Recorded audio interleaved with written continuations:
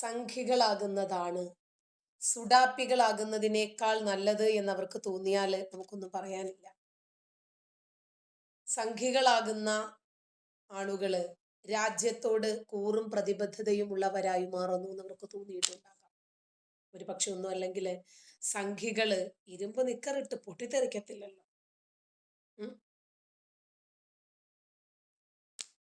ഇരുമ്പ് നിക്കറിട്ട് പൊട്ടിത്തെറിക്കത്തുമില്ല. ഈ രാജ്യത്തെ തകർക്കാൻ വേണ്ടിയിട്ട് തുർക്കിയോടും അഫ്ഗാനിസ്ഥാനിനോടും പാകിസ്ഥാനോടും ഒക്കെ കരാറുണ്ടാക്കിയിട്ട് ഈ രാജ്യത്തെ ചിന്നിച്ചിതറിപ്പിക്കാൻ വേണ്ടിയിട്ട് ഒന്നും ചെയ്തില്ലല്ലോ. റിനി സ്വാഗതം. എനിക്ക് അലേർട്ട് ആക്കാൻ പറ്റിയില്ല കേട്ടോ, നോട്ടിഫിക്കേഷൻ തരാൻ പറ്റിയില്ല, ഞാൻ അതങ്ങ് മറന്നുപോയി.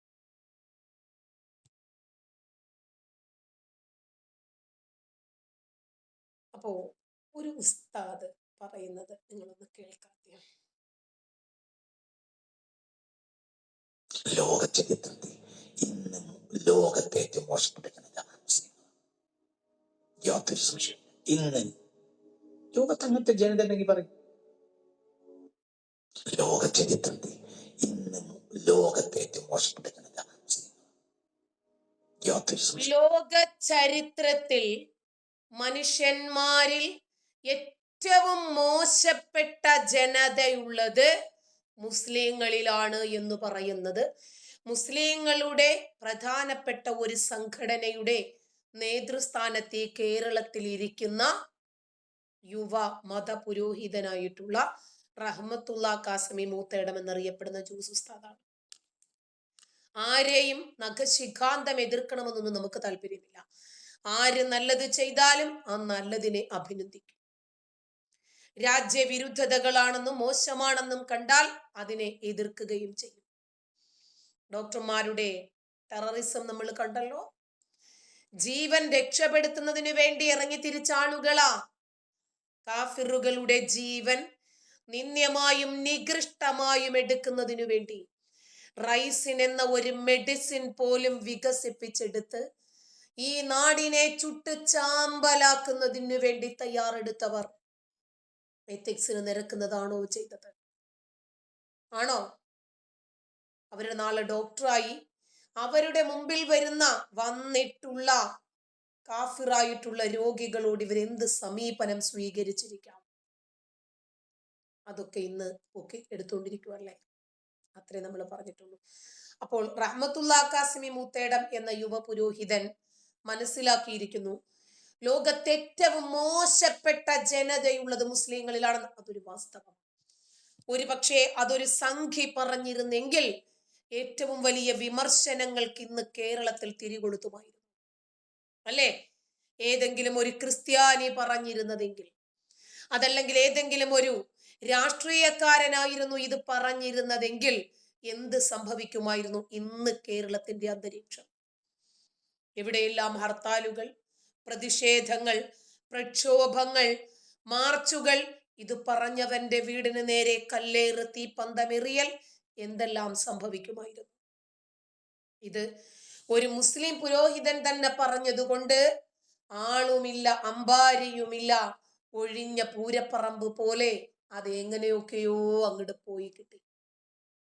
ആരും ചർച്ചയാക്കിയത് പോലുമില്ല, ആരും വാർത്തയാക്കിയത് പോലുമില്ല. പക്ഷേ നമുക്കത് വിട്ടുകളയാൻ പറ്റാത്തത് കൊണ്ടും അദ്ദേഹം പറഞ്ഞ ഒരു യാഥാർത്ഥ്യം ഇന്നത്തെ സമീപകാല സംഭവങ്ങളോട് യോജിക്കുന്നത് കൊണ്ടും നിങ്ങളെ അത് ഓർമ്മിപ്പിക്കാതെ പോകാൻ പറ്റില്ലല്ലോ. അതുകൊണ്ട് പറഞ്ഞതാ. അപ്പൊ അദ്ദേഹത്തിന്റെ മറ്റൊരു പ്രഭാഷണത്തിന്റെ കുറച്ച് ഭാഗങ്ങൾ. രാഗിച്ചരട് കിട്ടാറുണ്ട് ഹൈന്ദവ സഹോദരൻ. എന്താ ഈ രാഗിച്ചരടിന്റെ അടിസ്ഥാനം? ഒരു മുസ്ലിമായ രാജകുമാരൻ തന്റെ ബാപ്പയുടെ ഡെഡ് ബോഡിയെ നേരം വെളുക്കുന്നത് വരെ, രാജാവിന്റെ ഡെഡ് ബോഡി നേരം വെളുക്കുന്നത് വരെ രാജാവിനെ കുളിക്കടവിൽ കൊന്നു. കൊട്ടാരത്തിൽ ഇറക്കി കൊണ്ടുപോയി കുളിക്കടവിലിട്ട് കൊന്നു രാജാവിനെ, ഒരു മുഗൾ രാജാവിനെ കൊലപ്പെടുത്തി. അപ്പോൾ ആ നേരം വെളുക്കുന്നവരെ വെളുപ്പം കാലത്ത് വന്ന സ്ത്രീ ഗംഗയിലാണെന്നാന്റെ ഗംഗയിലേക്ക് വന്ന സ്ത്രീ വെളുപ്പം കാലത്ത് വരും. ഗംഗയെ തൊട്ടുണർത്തുന്നത് വലിയ വലിയ താപസൻ, അങ്ങനെയൊക്കെ വിശ്വാസം നമുക്ക്. അപ്പൊ അവര് രാജാവ് കുളിക്കടവിലും കൊല ചെയ്യപ്പെട്ട് കിടക്കുന്നത് കാണും. അപ്പൊ മടിയിൽ രാജാവിന്റെ തല തേച്ച് വെച്ച് വെളുപ്പാൻ കാലം വരെ വെളുക്കുന്നത് വരെ ഇരുന്നു. പിന്നീട് നാട്ടുകാർ വീഴുമ്പോൾ ഈ സ്ത്രീ രാജാവിന്റെ ഈ അറുത്തട്ട രാജാവിന്റെ ശിരസ് തന്റെ മടിയിൽ വെച്ചിരിക്കുന്നത് കാണാം. അങ്ങനെ രാജാവിനെ സംസ്കരിച്ചതിന് ശേഷം രാജകുമാരൻ ആദ്യമായി ഔദ്യോഗിക ബഹുമതിയോടുകൂടെ കെട്ടിക്കൊടുത്തതാണ് രാജിച്ചത്. അതാണ് എന്റെ ബാപ്പാടെ മയ്യത്ത് നേരം വെളുക്കുന്നത് വരെ സംരക്ഷിച്ചു എന്ന സന്തോഷത്തിന് രാജകുമാരൻ ഹിന്ദുവായ ധർമ്മനിഷ്ഠയുള്ള സ്ത്രീക്ക് സമ്മാനമായി കെട്ടിക്കൊടുത്തതാണ് രാജിച്ചത്. സൗഹൃദം അത്ര വലുതാണ്. രാജിച്ചരട് കിട്ടാറുണ്ട് ഹൈന്ദവ സമൂഹം. തന്റെ പിതാവിന്റെ ശിരസ്സറുത്ത് കളഞ്ഞ മുഗൾ ചക്രവർത്തിയുടെ കാര്യമാണല്ലോ അദ്ദേഹം ഈ പറയുന്നത്. ആ ശിരസ് സംരക്ഷിച്ച ഹൈന്ദവ സ്ത്രീയുടെ കയ്യിൽ ഈ രാജാവിന്റെ മകൻ സഹോദരാർത്ഥം കെട്ടിക്കൊടുത്തതാണ് രാഖി ചരട് എന്നാണ് ഇദ്ദേഹം പറയുന്നത്. ഇത് സത്യമോ കള്ളമോ അതിലേക്കൊന്നും നമ്മൾ പോകുന്നില്ല. സത്യമാകട്ടെ കള്ളമാകട്ടെ ഇദ്ദേഹം പറയുന്നത് എല്ലാം നമ്മൾ കണ്ണടച്ച് വിഴുങ്ങണമെന്നും തൊള്ള തൊടാതെ വിഴുങ്ങണമെന്നും കണ്ണടച്ച് വിശ്വസിക്കണമെന്നും ഒന്നും എനിക്ക് നിർബന്ധമില്ല. ആർക്കും അതിനോട് താല്പര്യവുമില്ല. പക്ഷേ ശവത്തിനു പോലും മുസ്ലിങ്ങൾക്കിടയിൽ സുരക്ഷിതത്വം ഉണ്ടായിരുന്നില്ല. അല്ലേ അല്ലേ അതായത് ആ ഹിന്ദു സ്ത്രീ അറുക്കപ്പെട്ട ശിരസ് രാജാവിൻ്റെത് നേരം വെളുക്കുവോളം മടിയിൽ വെച്ച് സംരക്ഷിച്ചു എന്നല്ലേ പറയുന്നത്. അല്ലേ? ഏറ്റവും മോശപ്പെട്ട ഒരു ജനതയായിട്ടുള്ള മുസ്ലിങ്ങളെ സംരക്ഷിച്ച ഹിന്ദുക്കളുടെ ധർമ്മത്തെയും അവരുടെ സ്വഭാവ വിശുദ്ധിയെയും അവരുടെ മതേതരത്വത്തെയുമാണ് ഇവിടെ ഇദ്ദേഹം അണ്ടർലൈൻ ചെയ്യുന്നത്. ഒന്നും കൂടി അദ്ദേഹം പറഞ്ഞതൊന്ന് കേട്ടു നോക്കും. ലോക ചരിത്രത്തിൽ ഇന്നും ലോകത്തെ ഏറ്റവും മോശപ്പെട്ട ജനത യാതൊരു സംശയം. ഇന്ന് ലോകത്ത് അങ്ങനത്തെ ജനത ഉണ്ടെങ്കിൽ പറയും. ലോക ചരിത്രത്തിൽ ഇന്നും ലോകത്തെ ഏറ്റവും മോശപ്പെട്ട ജനത ഇദ്ദേഹം പറയുന്നത് കൊണ്ട് നമുക്കത് അംഗീകരിക്കാം. ഇനിയും ഇദ്ദേഹം ഈ ഒരു പ്രസ്താവന നടത്തിയല്ലോ, ഇതിന് വന്ന കമന്റുകൾ ഇദ്ദേഹത്തെ തെറി പറയുന്നതാണോ, തന്തയ്ക്ക് വിളിക്കുന്നതാണോ, ഇദ്ദേഹത്തെ അനുകൂലിക്കുന്നതാണോ എന്നുകൂടി ചെറിയ രൂപത്തിൽ നമുക്കൊന്ന് നോക്കാം. അടുത്ത ചേകനൂർ മൗലവി, സൂക്ഷിക്കണം മൗലവി, കണ്ടോ ഇദ്ദേഹത്തെ കൊല്ലുമെന്നാണ് പറയുന്നത്. മോശപ്പെട്ടവർ മാത്രമല്ല, തലച്ചോറും ഉപയോഗിക്കാത്തവരും നമ്മൾ തന്നെ. അത് പറയുന്നത് ഒരു ബഷീറാണ് കേട്ടോ. രഹസ്യമായി സത്യം പറഞ്ഞു, മൈക്കുള്ള കാര്യം ഉസ്താദ് മറന്നുപോയി. എന്തായാലും ആരും അദ്ദേഹത്തെ കൊല്ലുമെന്ന് പറഞ്ഞില്ല, യാതൊരു സംശയവുമില്ല. മുസ്ലിങ്ങൾ പോലും അംഗീകരിക്കുവാണ്, ഈ മതത്തിലും വിവരമുള്ളവരോ. ഉസ്താദ് താങ്കൾ പറഞ്ഞത് വളരെ ശരിയാണ്, പരമമായ സത്യം. ലാൽ ലാൽ സലാം ചങ്ങായി. ഇത് ഞമ്മന്റെ ആൾക്കാർ ഒഴിച്ച് ബാക്കി എല്ലാവരും പണ്ടേ പറയുന്ന കാര്യമാണ്. പണ്ട് പോട്ടെ, കോത്തിലെ നമ്മുടെ മതം പറഞ്ഞല്ലേ ഇന്ത്യയെ വെട്ടിമുറിച്ചതെന്ന്. ഇതുപോലെ 4 ഉസ്താദുമാരുണ്ടായാൽ മതി, മുസ്ലിം മതം വെറുക്കപ്പെടില്ല. ഇത് 1400 വർഷം മുമ്പേ ലോകം മനസ്സിലാക്കിയിട്ടുണ്ട്.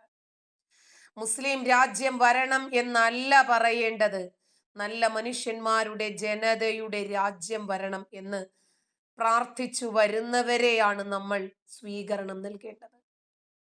ഇതല്ലേ ആരിഫ് ഹുസൈൻ, ലിയാഖത്ത് അലി, ജബ്ബാർ മാഷും ഒക്കെ പറയുന്നത്. അപ്പോ അവരുടെ നെഞ്ചത്ത് കയറും. ഇതുമാത്രമല്ല, ഇന്നലെയും അങ്ങനെ തന്നെയായിരുന്നു. മതമാണു മതമാണ് മതമാണു പ്രശ്നം. ഇത്രയും ധൈര്യം ചാൾസ് ശോഭരാജിൽ മാത്രമേ കണ്ടിട്ടുള്ളെന്ന്. വളരെ ശരിയാണ്. ഒരു മുസ്ലിം മുഅ്മിനായി, മുത്തക്കിയായി, ഔലിയായി അള്ളാഹുവിൽ ചേർന്നാൽ അവനാകും ഏറ്റവും നല്ലവൻ. ശരി, താങ്കളെ പോലെയുള്ളവർ വേണ്ട, ഇവന്മാർ ഒരു പക്ഷേ രക്ഷപ്പെട്ടാലോ. സത്യം ഇങ്ങേരി വിളിച്ചു പറയുന്നുണ്ട്, പക്ഷേ അത് മനസ്സിലാക്കാൻ ബാക്കിയുള്ളവർക്ക് കഴിയുന്നില്ല. ചുരുക്കത്തിൽ മുസ്ലിങ്ങൾക്ക് പോലും മനസ്സിലായിരിക്കുന്നു ആ യാഥാർത്ഥ്യം. ഞങ്ങൾ കുറച്ച് നേരത്തെ മനസ്സിലാക്കിയതാ. കാരണം നമ്മുടെ ചാറ്റ് ബോക്സിലൊക്കെ വരുന്ന കമന്റ് ഒക്കെ ലോകത്തിലെ ഏറ്റവും നല്ലവരായിട്ടുള്ള ആളുകളുടെ കമന്റാ. അപ്പോൾ അവരുടെ മോശപ്പെട്ട സ്വഭാവ സവിശേഷതകൾ എന്താണെന്ന് അനുഭവിച്ചറിയുന്നവരാണ് നമ്മൾ. എന്തായിരുന്നാലും റഹ്മത്തുള്ള കാസിമി മൂത്തേടത്തെ നാളെ ചേകന്നൂർ മൗലവിയെ പോലെ കാണാതാകുമോ, അദ്ദേഹത്തെ കൊന്ന് ചുവന്ന കുന്നിലേക്ക് പൂഴ്ത്തുമോ എന്ന വിഷയത്തിൽ ആളുകൾക്ക് വല്ലാത്ത ഭയപ്പാടുണ്ട്. കാരണം സത്യം പറയുന്ന ആളുകളെ ഒരു രൂപത്തിലും അംഗീകരിക്കാത്ത ഒരു ജനതയായി മുസ്ലിം ജനത മാറിക്കൊണ്ടിരിക്കുക. സത്യം പറയുന്ന ആളുകൾക്ക് ലഭിക്കുന്നതെല്ലാം കല്ലേറുകൾ മാത്രമാണ്. ഒരിക്കലും സത്യത്തെ അംഗീകരിക്കാത്ത ഒരു വിഭാഗം ലോക ചരിത്രത്തിൽ ഉണ്ടെങ്കിൽ അത് ഞമ്മന്റെ ആളുകൾ മാത്രമാണ്. ഇത് എല്ലാവർക്കും അറിയാം. ഞമ്മന്റെ ആളുകൾക്കൊഴികെ അറിയുന്ന ഞമ്മന്റെ ആളുകൾ പോലും അതൊട്ട് അംഗീകരിക്കത്തുമില്ല. ഇനിയും ഇദ്ദേഹം ലോകത്തിലെ ഏറ്റവും മോശപ്പെട്ട ആളുകൾ മുസ്ലിം ജനതയാണ് എന്ന് പറഞ്ഞതിന്റെ പേരിൽ റഹ്മത്തുള്ള കാസിമി മൂത്തേടത്തിന് എന്തെങ്കിലും ബുദ്ധിമുട്ടുണ്ടാകുമോ, അദ്ദേഹത്തെ ഈ മത തീവ്രവാദികൾ കൊന്നൊടുക്കുമോ എന്നതൊക്കെ എല്ലാവരുടെയും ആകുലതയിൽപ്പെട്ട കാര്യമാണ്. ഇനിയും ഒരു മുസ്ലിം യുവ പുരോഹിതൻ ചില വസ്തുതകൾ കൂടി നമ്മളോടൊന്ന് തുറന്നു പറയും. അതുകൂടി നമുക്കൊന്ന് കേൾക്കാം. സ്കൂളിൽ പഠിക്കുമ്പോ അദ്ദേഹം ഒരു പണ്ഡിതനാണ് കേട്ടോ, അദ്ദേഹത്തെ എനിക്കറിയാം.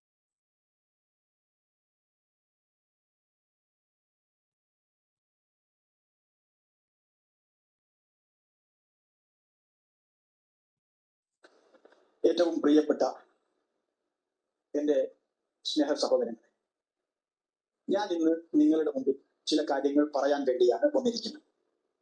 ഇപ്പൊ കഴിഞ്ഞ ദിവസം വന്ദേ ഭാരത് ട്രെയിനിൽ ഒരു സ്കൂളിലെ ചില കുട്ടികൾ അവരൊരു ഗാനം ആലപിച്ചു. ആ ഗാനം ആലപിച്ച് ഇന്ത്യൻ റെയിൽവേ അത് അവരുടെ പേജിൽ അപ്ലോഡ് ചെയ്തു. അത് അപ്ലോഡ് ചെയ്തത് വൈറലായപ്പോ മലയാളികളായ നമ്മൾ കുറെ ആളുകൾ വലിയ പ്രശ്നങ്ങളാവുകയാണ്, വലിയ വിവാദമാക്കുകയാണ്. ഉത്തരവാദിത്തപ്പെട്ട ആളുകൾ പറയാണ് അത് ഏത് സ്കൂളാണെന്ന് ഞങ്ങൾ അന്വേഷിക്കുന്നുണ്ട്, അത് അന്വേഷിച്ച് കണ്ടെത്തി ആ സ്കൂളിന്റെ NOC റദ്ദ് ചെയ്ത് കിടക്കുന്നു. അങ്ങനെ ചെയ്യും, ഇങ്ങനെ ചെയ്യും, പലരും പലതും പറയാം. സോഷ്യൽ മീഡിയകളിൽ വളരെ വ്യാപകമായ രീതിയിൽ ആളുകൾ അതേക്കുറിച്ച് എതിർത്ത് സംസാരിക്കുന്നു. വലിയൊരു വിഭാഗം അനുകൂലിച്ച് സംസാരിക്കുന്നു. അതിനേക്കാൾ വലിയ വിഭാഗം ഇപ്പുറത്ത് എതിർക്കുന്നു. എന്തിനാണിത്? ഇതിന്റെ ആവശ്യം എന്താണ്? നമ്മൾ പരിശോധിക്കേണ്ടതില്ലേ? ഒരു ഗാനം ആലപിക്കുമ്പോഴേക്ക് നമ്മുടെ നാട് അസ്ഥിരപ്പെട്ടു പോകുമോ? എന്നിട്ട് പറയാണ് അത് അങ്ങനെയാണ്, ഇങ്ങനെയാണ്. ഈ പറയുന്ന ഗാനം ഞാൻ പരിചയപ്പെട്ടത്, ഞാനത് പഠിച്ചത് കഴിഞ്ഞ ദിവസം ഈ വന്ദേ ഭാരത് എക്സ്പ്രസിൽ, വന്ദേ ഭാരത് ഈ ട്രെയിനിൽ കുട്ടികൾ പാടിയപ്പോഴല്ല. ഞാൻ LP സ്കൂളിൽ പഠിക്കുമ്പോ, 3ാം ക്ലാസ്സിൽ പഠിക്കുമ്പോൾ മലപ്പുറം ജില്ലയിലെ എടവണ്ണ ഒതായി വെസ്റ്റ് ചാത്തല്ലൂരിലെ AMLP സ്കൂളാണ് ഞാൻ പഠിക്കുമ്പോൾ. ഇപ്പൊ CVNM ALP സ്കൂൾ എന്നാണ് അതിന്റെ പേര്. ആ സ്കൂളിൽ ഞാൻ പ്രൈമറി ഈ 3ാം ക്ലാസ്സിൽ പഠിക്കുന്ന സമയത്ത് ഈ സബ് ജില്ലാ കലോത്സവത്തിന് വേണ്ടി ഞങ്ങളെ അധ്യാപികമാർ അവര് പഠിപ്പിച്ച ദേശീയ ഈ ദേശഭക്തി ഗാനമായിട്ട് പഠിപ്പിച്ച ഒരു പാട്ടാണത്. അതിലെന്താണ് ഇത്ര പ്രശ്നമായിട്ടുള്ളത്? അതിൽ ആർക്കാണ്, ആരുടെ, എന്തിനെയാണ് അത് വ്രണപ്പെടുത്തുന്നത്? എനിക്ക് മനസ്സിലായിട്ടില്ല. നമ്മൾ ഇങ്ങനെ നിസാരമായ കാര്യങ്ങൾ പറഞ്ഞ് പരസ്പരം അകന്നൊഴുകി പോകേണ്ടവരല്ല. എന്തോ ഒരു സാഹചര്യമാണിത്. ഈ പറയുന്ന ആളുകളുടെയൊക്കെ അവരുടെയൊക്കെ വിശ്വാസത്തെ, അവരുടെയൊക്കെ എന്തൊക്കെയോ വ്രണപ്പെടുത്തിയ സംഗതി എന്താണെന്നറിയോ? ഇത്രയേ ഉള്ളൂ. അത് എന്ത്? പരമ പവിത്രമതാമീ മണ്ണിൽ ഭാരതാംബയെ പൂജിക്കാൻ പുണ്യവാഹിനി സേവനമേൽക്കും പൂങ്കാവനങ്ങളുണ്ടിവിടെ, പൂങ്കാവനങ്ങളുണ്ടിവിടെ. ഇലയും ഇടളും പൂവും മുട്ടും ഇറുത്തെടുത്തർപ്പിച്ചിടാൻ തലകുമ്പിട്ട് തരും പൂങ്കൊമ്പുകൾ തടച്ചു വളരും ഉള്ളിവിടെ. അടിമുടി സേവന വാസന വിതറി അമ്മയ്ക്കർപ്പിച്ചിടാനായി പല നിറമെങ്കിലും ഒറ്റ മനസ്സായി വിടർന്നിടുന്നു മുകുളങ്ങൾ, വിടർന്നിടുന്നു മുകുളങ്ങൾ. പരമ പവിത്രമതാമീ മണ്ണിൽ ഭാരതാംബയെ പൂജിക്കാൻ പുണ്യവാഹിനി സേവനമേൽക്കും പൂങ്കാവനങ്ങളുണ്ടിവിടെ, പൂങ്കാവനങ്ങളുണ്ടിവിടെ. ഇതിലെന്താ പ്രയാസം ഉണ്ടാക്കിയത്? അല്ലെ? ഹിന്ദു മുസ്ലിം ക്രൈസ്തവന്മാർ സിഖ് ജൈന ബൗദ്ധരെല്ലാം ഇന്ത്യ എന്നോരമ്മയുടെ സുന്ദരരാം പൊന്നുമക്കൾ കലഹമെന്തിന്. ആ പാട്ട് നമ്മുടെ ഇവിടെ മാപ്പിള കവികൾ വരെ പാടുന്നത്. അപ്പൊ ഇതൊക്കെ ഒരു ആശയമാണ്, ഇതൊക്കെ ഒരേ ആശയമാണ്. അത് RSSന്റെ ഗണഗീതം. ഈ ഗണഗീതം എന്ന് പറഞ്ഞാൽ എന്താ ഗണഗീതം എന്ന് പറഞ്ഞാൽ? ഗണഗീതം എന്ന് പറഞ്ഞാൽ സംഘഗാനം അത്രേ ഉള്ളൂ. മനസ്സിലായോ? അപ്പൊ ഇത് ഒരു പാട്ട് കേൾക്കുമ്പോ അത് നമുക്ക് പറ്റൂല, അത് നമുക്ക് പറ്റൂല എന്ന് പറഞ്ഞ് കലാപം ഉണ്ടാക്കാൻ, വിവാദം ഉണ്ടാക്കാൻ ശ്രമിക്കരുത്. എന്റെ പ്രിയപ്പെട്ടവരെ, ഈ ഗണഗീതം, ഈ സംഘഗാനം നമ്മുടെ, ഞാൻ പേരും സ്ഥലവും ജില്ലയൊന്നും പറയുന്നില്ല, ഒരു സ്ഥലത്ത് ഒരു സ്കൂളിൽ കുറച്ച് കുട്ടികൾ, മുസ്ലിം പെൺകുട്ടികൾ പാടിയപ്പോ ചില രാഷ്ട്രീയ പാർട്ടിക്കാർ, ചില പ്രത്യേകമായ കാഴ്ചപ്പാട് വെച്ചു പുലർത്തുന്ന രാഷ്ട്രീയക്കാര് ആ സ്കൂളിലേക്ക് പ്രതിഷേധ ധർണ സംഘടിപ്പിക്കുന്നു, ഘെരാവോ ചെയ്യുന്നു, സ്കൂൾ അടച്ചിടണമെന്ന് പറയുന്നു. എന്താ ഇതിന്റെയൊക്കെ ആവശ്യം? എന്താ ഇതിന്റെയൊക്കെ ആവശ്യം നമ്മൾ പരിശോധിക്കണ്ടേ? എന്റെ പ്രിയപ്പെട്ടവരെ, നമ്മൾ മലയാളികൾ ഈ പറയുന്ന കാര്യങ്ങളൊക്കെ സ്നേഹത്തോടെ ഉൾക്കൊള്ളേണ്ടവരും മനസ്സിലാക്കേണ്ടവരുമല്ലേ? നമ്മുടെ സ്കൂളുകളിൽ, എനിക്ക് പരിചയമുള്ള സ്കൂളുകളിൽ ഹിന്ദു, മുസ്ലിം, ക്രിസ്ത്യൻ എല്ലാ മതവിഭാഗത്തിലും പെട്ട വിദ്യാർത്ഥിനികളും അധ്യാപകന്മാരും പഠിക്കുന്ന സ്കൂളുകളിൽ, അവിടുത്തെ ചില സ്കൂളുകൾ ഈ പ്രഭാതത്തിലുള്ള ആ പ്രാർത്ഥന എന്താണ്? ഞാനൊന്ന് പറഞ്ഞാൽ, എനിക്ക് പാട്ടതൊക്കെ അറിയില്ല, എന്നാൽ പറയാം. പാരമ്പര്യാലുവായി ദാക്ഷിണ്യശാലിയായി വാഴുന്നോരീശ്വരൻ തിരുനാമത്തിൽ നിഖില ലോകങ്ങൾക്കുമേക രക്ഷകനാകും അഖിലേശ്വരനല്ലയോ സകല സ്തുതിയും, അഖിലേശ്വരനല്ലയോ സകല സ്തുതിയും. പരമകാരുണ്യവാൻ കരുണാനിധിയെ വിധി പറയും ദിവസത്തിനേകാധിപനെ നിയതമാരാധിപ്പൂ ഞങ്ങളങ്ങയെ മാത്രം സതതം സഹായമർത്തിപ്പതും തിരുമുമ്പിൽ നയിക്കണം ഞങ്ങളെ നേരായ മാർഗത്തിൽ നിന്നനുഗ്രഹപാത്രമായോ തൻ മാർഗത്തിൽ അങ്ങയാൽ കോപി. ഖുർആനിലെ 1-ാം അധ്യായമായ സൂറത്തുൽ ഫാത്തിഹയുടെ പരിഭാഷയാണ് ഇദ്ദേഹം ഈ പാടുന്ന പാട്ട്. ഇദ്ദേഹത്തിന് അത് അറിയാമോ എന്ന് എനിക്കറിയില്ല, അതറിഞ്ഞിട്ടാണോ ഇദ്ദേഹം പറയുന്നതെന്ന് എനിക്കറിയില്ല. 1-ാം അധ്യായം, ഖുർആനിൽ 114 അധ്യായങ്ങളിലെ 1-ാം അധ്യായം. എല്ലാ നമസ്കാരത്തിനും ഒരു മുസ്ലിങ്ങളും പാരായണം ചെയ്തുകൊണ്ടിരിക്കുന്ന സൂറത്തുൽ ഫാത്തിഹയുടെ പരിഭാഷപ്പെടുത്തിയത് ഒരു പാട്ട് രൂപത്തിൽ ഇദ്ദേഹം ആലപിക്കുകയാണ്. പ്പെട്ടവരുടെ വഴിയല്ല സന്മാർഗ ഭ്രഷ്ടർ തൻ വഴിയുമല്ല. എത്ര മനോഹരമായ ഒരു ഗാനമാണ് അത്! വിശുദ്ധ ഖുർആനിലെ 1-ാമത്തെ അധ്യായം സൂറത്തുൽ ഫാത്തിഹയുടെ മലയാള ആവിഷ്കാരമാണ്. അത് അറബിയിൽ നിന്ന് മലയാളത്തിലേക്ക് കൊണ്ടുവന്നതും കോടിയൂർ രാഘവൻ നായർ എന്ന് പറയുന്ന ഒരു അമുസ്ലിമായ മനുഷ്യനാണ്. ഇതൊക്കെ ഉൾക്കൊള്ളുവാനും അറിയുവാനും മനസ്സിലാക്കുവാനും അംഗീകരിക്കുവാനും ആചരിക്കുവാനും പാലിക്കുവാനും പുലർത്തുവാനും തുടരുവാനും ഉള്ള വിശാലമായ കാഴ്ചപ്പാട് ഉണ്ടാവേണ്ടുന്ന ഒരു സമൂഹമാണ് നമ്മൾ. മനസ്സിലായോ? അപ്പൊ ഏതെങ്കിലും ഒരു സംഗതി കാണുമ്പോ അത് പറ്റില്ല, ഇത് പറ്റും. നമ്മളെ നാട്ടിലൊരു പൊതുവെ ഒരു പ്രയോഗം ഉണ്ടല്ലോ, എന്ത് നമ്മൾ ഇട്ടാ ബർമുട, മറ്റുള്ളവരിട്ടാൽ എന്ന് വേണം. അത് വേണ്ട. എല്ലാവരും അത് നല്ല രീതിയിൽ കാര്യങ്ങൾ മനസ്സിലാക്കട്ടെ, ഉൾക്കൊള്ളാൻ സാധിക്കട്ടെ. ഇതിനിടയ്ക്ക് വംശീയതയും വർഗീയതയും കുത്തിച്ചെലുത്തി കൊണ്ടുവരേണ്ടത് എന്താവശ്യമുള്ളത്? ഇപ്പൊ ഞാൻ ഇത് പറയുമ്പോ എന്നെ കുറിച്ച് പറയുന്ന വർഗീയവാദിയാണ്, അവൻ അങ്ങനത്തോനായിപ്പോയി ഇങ്ങനത്തോനായിപ്പോയി. അല്ലവോ, അന്യായം ആര് പറഞ്ഞാലും അതിനെ ന്യായീകരിക്കാൻ പറ്റൂല. വർഗീയത എന്ന് പറഞ്ഞാൽ അതിന് പരിശുദ്ധ പ്രവാചകൻ ഒരു ഡെഫിനിഷൻ പറഞ്ഞിട്ടുണ്ട്. പ്രവാചകന്റെ അടുത്ത് വന്നിട്ട് പ്രവാചകന്റെ അനുചരനായ വാസിലത്തുൽ അസ്കഅി എന്ന് പറയുന്ന പ്രവാചക അനുചരൻ ചോദിച്ചു, യാ റസൂലല്ലാഹ് വമൽ അസബിയ്യ, എന്താ പ്രവാചകനെ വർഗീയത? തിരുമേനി അതിൽ എന്താ പറഞ്ഞതെന്നറിയോ? തിരുമേനി സ്വല്ലല്ലാഹു അലൈഹി വസല്ലം അതിന് മറുപടി പറഞ്ഞു, അൻ തുഈന ഖൗമക അലൽ ളുൽമ, അന്യായത്തിൽ സ്വന്തം ജനങ്ങളെ ന്യായീകരിക്കലാണ് വർഗീയത. മനസ്സിലായോ? അന്യായം ആര് ചെയ്താലും അത് അന്യായമാണെന്ന് പറയണം. നമ്മളാളല്ലേ, അതിന് വിശാലത കിട്ടൂല. എന്നിട്ട് നബിയും അങ്ങനെ തന്നെയാണല്ലോ ഉസ്താദെ ചെയ്തത്. നബി അങ്ങനെ ചെയ്യാൻ തന്നെയാണല്ലോ ഉസ്താദെ അനുയായികളെ പ്രേരിപ്പിച്ചത്. അത് തന്നെയാണല്ലോ ഉസ്താദെ ഇന്ന് വിശ്വാസികൾ ചെയ്തുകൊണ്ടിരിക്കുന്നത്. അന്യായമല്ലേ? 5 മക്കളുടെ തള്ളയായിട്ടുള്ള അസ്മാ ബിന്തു മർവാൻ എന്ന് പറയുന്ന സ്ത്രീ പ്രവാചകനെ വിമർശിച്ചുകൊണ്ട് ഒരു കവിത എഴുതിയതിന്റെ പേരിൽ അനുയായികളോട് വാളും കൊടുത്തിട്ട് അവരുടെ നെഞ്ചകം കീറി മുറിക്കാൻ പറഞ്ഞു വിട്ട പ്രവാചകൻ ലുൽമല്ലേ ചെയ്തത്? അദ്ദേഹം ചെയ്തത് അക്രമമല്ലേ? അപ്പോൾ ലക്ഷണമൊത്ത ആദ്യത്തെ വർഗീയവാദിയാര പ്രവാചകനാണെന്നാണ് ഉസ്താദും അംഗീകരിച്ചത്. ശരി, വെറുതെ പരസ്പരം അകന്നൊടിഞ്ഞ് കമ്പാർട്ട്മെന്റുകളാകാൻ മത്സരിക്കുക എന്തൊരു ഘട്ടമാണിത്! എന്നാൽ ഇതേ ട്രെയിനിൽ ഇതേ ട്രെയിനിൽ കുട്ടികൾ പാടുന്നത് കുതന്ത്ര തന്ത്ര മന്ത്ര ഒന്നും മറയില്ലട, കുടിച്ച കള്ള് കള്ളമൊന്നും പറയില്ലട, കണ്ടാമൃഗത്തിന്റെ തോലട, ഒലക്കന്റെ മൂടട എന്ന് പറഞ്ഞാലോ അത് വലിയ അവാർഡിന് അർഹമാകുന്ന വലിയ കാവ്യ ശില്പമായി, വലിയ ഗാനകോകിലമായി ആരാധിക്കപ്പെടുന്ന, അവരോധിക്കപ്പെടുന്ന ഒരു വല്ലാത്ത സാഹചര്യം. അതിനിടയിൽ നിങ്ങൾ മനസ്സിലാക്കാനാണ് ഞാൻ ഈ കാര്യം പറയുന്നത്. ഈ ഗാനം കൊണ്ടോ ഈ കവിത കൊണ്ടോ കുട്ടികൾ അത് പാടിയത് കൊണ്ടോ ഒന്നും ഇവിടെ സംഭവിക്കില്ല. അതിന്റെയൊക്കെ പേരിൽ മുതിർന്ന ആളുകൾ വലിയ പ്രശ്നങ്ങൾ ഉണ്ടാക്കി പരസ്പരം, ഞാൻ പിന്നെ ആവർത്തിച്ച് പറയല്ലേ, എന്താണ് എവിടേക്കാണ് ഈ പോകുന്നത്? പരസ്പരം ഇതൊക്കെ മനസ്സിലാക്കി നല്ല രീതിയിൽ മുന്നോട്ട് പോകാൻ നമുക്ക് ഏവർക്കും സാധിക്കട്ടെ എന്ന് പ്രാർത്ഥിച്ചുകൊണ്ട് ഞാൻ എന്റെ വാക്കുകൾക്ക് വിരാമം കുറിക്കുന്നു. ജയ്.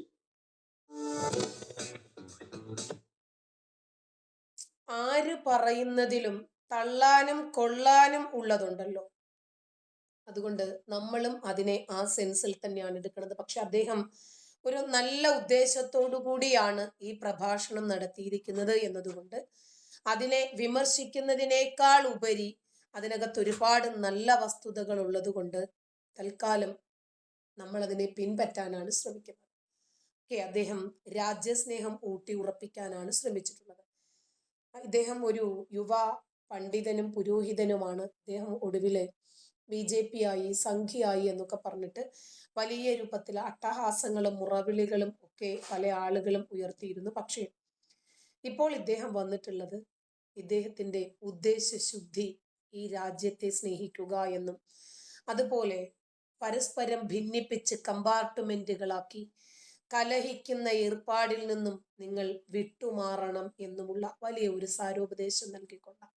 അതുകൊണ്ട് അതിനെ ആ നല്ല ഉദ്ദേശത്തോടു കൂടി തന്നെ അതിനെ ഉൾക്കൊള്ളാമെന്നാണ് ഞാൻ മനസ്സിലാക്കുന്നത്. അതുകൊണ്ടാണ് അദ്ദേഹത്തിന്റെ ആ വിഷയം തന്നെ ഞാൻ എടുക്കാൻ കാരണം. ഇനി പലരും പല കാര്യങ്ങളും മനസ്സിലാക്കി സത്യം തുറന്നു പറയുമ്പോൾ എത്ര പേരെ സംഘികളാക്കി ഇവർക്ക് മാറ്റി നിർത്താൻ സാധിക്കും. ഇപ്പോ ഈ സോഷ്യൽ മീഡിയയിലൂടെയല്ലേ നമ്മൾ ഒരുപാട് വിഷയങ്ങൾ അറിയുന്നത്, അല്ലേ? ഒരുപാട് മുസ്ലിം സ്ത്രീകൾ മതം എന്താണ് എന്ന് മനസ്സിലാക്കാനും സ്വയം പര്യാപ്തതയ്ക്ക് വേണ്ടി ഒരു ജോലി, തുടർ പഠനങ്ങൾ, അതുപോലെ റിജിഡായിട്ടുള്ള മാനസികാവസ്ഥയിൽ നിന്നും കുടുംബ അന്തരീക്ഷത്തിൽ നിന്നും പുറന്തോടുകൾ ഭേദിച്ച് പുറത്തു വരാൻ, ആത്മഹത്യ ഒന്നിനും പരിഹാരമല്ല, എനിക്ക് ജീവിക്കാൻ, എനിക്ക് പഠിക്കാൻ, എനിക്ക് സ്വയം പര്യാപ്തയാകാൻ, എൻ്റെ മക്കളെ വളർത്താൻ എനിക്കിങ്ങനെ നരകിച്ച് മുന്നോട്ട് പോകേണ്ടതില്ല, എൻ്റെ ജീവിതത്തിൽ എന്താണ് സംഭവിച്ചത് എന്ന് തുറന്നു പറയാൻ സോഷ്യൽ മീഡിയ ഒരു പരിധി വരെ മുസ്ലിം സ്ത്രീകളെ ഈ മത തീവ്രവാദത്തിൽ നിന്നും ഈ ലൈംഗിക മത ഭീകരതയിൽ നിന്നും ലൈംഗിക തൊഴിലാളികളാകുന്ന ഒരു മാനസികാവസ്ഥയിൽ നിന്നൊക്കെ പുറത്തു കിടക്കാൻ സഹായിച്ചിട്ടുണ്ട്. ഒരുപാട് സ്ത്രീകൾ അവരുടെ വേദനയേറിയ അനുഭവങ്ങൾ വന്ന് സമൂഹ മാധ്യമങ്ങളിലൂടെ തുറന്നു പറഞ്ഞുകൊണ്ടിരിക്കുക. അപ്പോ ഒരു സ്ത്രീയുടെ തുറന്നു പറച്ചിൽ നിങ്ങളൊന്ന് കേട്ടു നോക്കാം. പറയുക, എന്റെ ഹസ്ബൻഡ് എന്നോട് പറഞ്ഞുള്ള ചില കാര്യങ്ങൾ ഉണ്ടായിരുന്നു, വളരെ അസ്വാഭാവികം നിറഞ്ഞ കാര്യങ്ങൾ. എന്നെ കാണാനായിട്ട് ആണ് പെണ്ണായി പോലെ, പ്രോസ്റ്റിറ്റ്യൂട്ടിനെ പോലെ, അല്ലെങ്കിൽ ഒരാളെ ഉപദ്രവിക്കാൻ വന്നിട്ടുണ്ടെങ്കിൽ നീ വേറൊന്നും നോക്കണ്ട, തുണി അഴിച്ചിട്ട് കാണിച്ചു കൊടുത്താൽ മതി. ഇതുപോലെ തന്നെ ഒരുപാട് വൃത്തികെട്ട വർത്തമാനങ്ങൾ എന്നോട് പറയുമായിരുന്നു. എന്റെ ഉപ്പ എങ്ങനെയാണ് സെക്സ് ചെയ്യുന്ന അടക്കമുള്ള മോശമായിട്ടുള്ള സംസാരങ്ങൾ. അതുപോലെ തന്നെ ഒരാൾക്ക്, ഒരു കൂട്ടുകാരന് എന്റെ റൂമിലേക്ക് കടന്നു വരാനുള്ള അവസരം കൊടുക്കുക, അത് നമ്മൾ പറയുമ്പോൾ അതിന് വളരെ നിസ്സാരവൽക്കരിച്ച് പറയുക. ഇതുപോലുള്ള ഒരുപാട് സംഭവങ്ങൾ അദ്ദേഹം എന്നോട് ചെയ്യുമായിരുന്നു. ഇത് മാത്രമല്ല, ഇദ്ദേഹത്തിന് നമ്മൾ ഇതിനെക്കുറിച്ച് ചോദിച്ചിട്ടുണ്ടെങ്കിൽ അല്ലെങ്കിൽ സംസാരിച്ചിട്ടുണ്ടെങ്കിൽ ആൾ ചെയ്യുന്നത് അസഭ്യം പറയലും അതുപോലെ തന്നെ അടിയുമായിരുന്നു. ഇത് കഴിഞ്ഞിട്ടുണ്ടെങ്കിൽ അദ്ദേഹം ഇതിന്റെ പ്രതികാരം വീട്ടുന്ന നിലക്ക് കുറേ മാസങ്ങൾക്കുള്ളിൽ തന്നെ വീട്ടിൽ മിണ്ടാതിരിക്കും. ആ സമയത്ത് ഞങ്ങൾക്ക് അടിസ്ഥാന കാര്യങ്ങൾ പോലും ആൾ ചെയ്തു തരില്ല. എന്റെ ഭർത്താവ് അദ്ദേഹം സമാധാനവും സ്നേഹവും തരില്ല എന്ന് മാത്രമല്ല, അതെല്ലാം ഉണ്ട് അഭിനയിക്കുന്ന രീതിയിലായിരുന്നു അദ്ദേഹത്തിന്റെ പ്രവർത്തനം. എപ്പോഴും ഇദ്ദേഹം സൈക്കോ അല്ലെങ്കിൽ അബ്നോർമൽ അല്ല. ചില സമയങ്ങളിലാണ് ഇദ്ദേഹം നോർമൽ ആവുന്നത്, ബാക്കി എല്ലാ സമയത്തും ഇദ്ദേഹം അബ്നോർമലായിട്ടാണ് നമ്മുടെ അടുത്ത് പെരുമാറുന്നത്. അപ്പൊ മക്കളുടെ അടുത്ത് എങ്ങനെ വെച്ചിട്ടുണ്ടെങ്കിൽ മോളോട് പീരീഡ്സിനെ കുറിച്ച് മോശമായിട്ട് ചോദിക്കുക, അവളുടെ ഷേപ്പിനെ കുറിച്ച് ആസ്വദിച്ച് പറയാം, ഒരിക്കലും അവളുടെ ചുണ്ടത്ത് കിസ് ചെയ്യുക, അതൊക്കെ അവളെ ഭയങ്കരമായിട്ട് ഒരു ട്രോമയിലേക്കാണ് ആക്ച്വലി കൊണ്ടുപോയത്. അത് കഴിഞ്ഞിട്ടാണ് ഒരു ദിവസം ഞാൻ നോക്കുമ്പോൾ കാണുന്നത് എന്റെ മകളുടെ മേത്ത് ഇയാൾ കയറി കിടക്കുന്നത് കാണുന്നത്.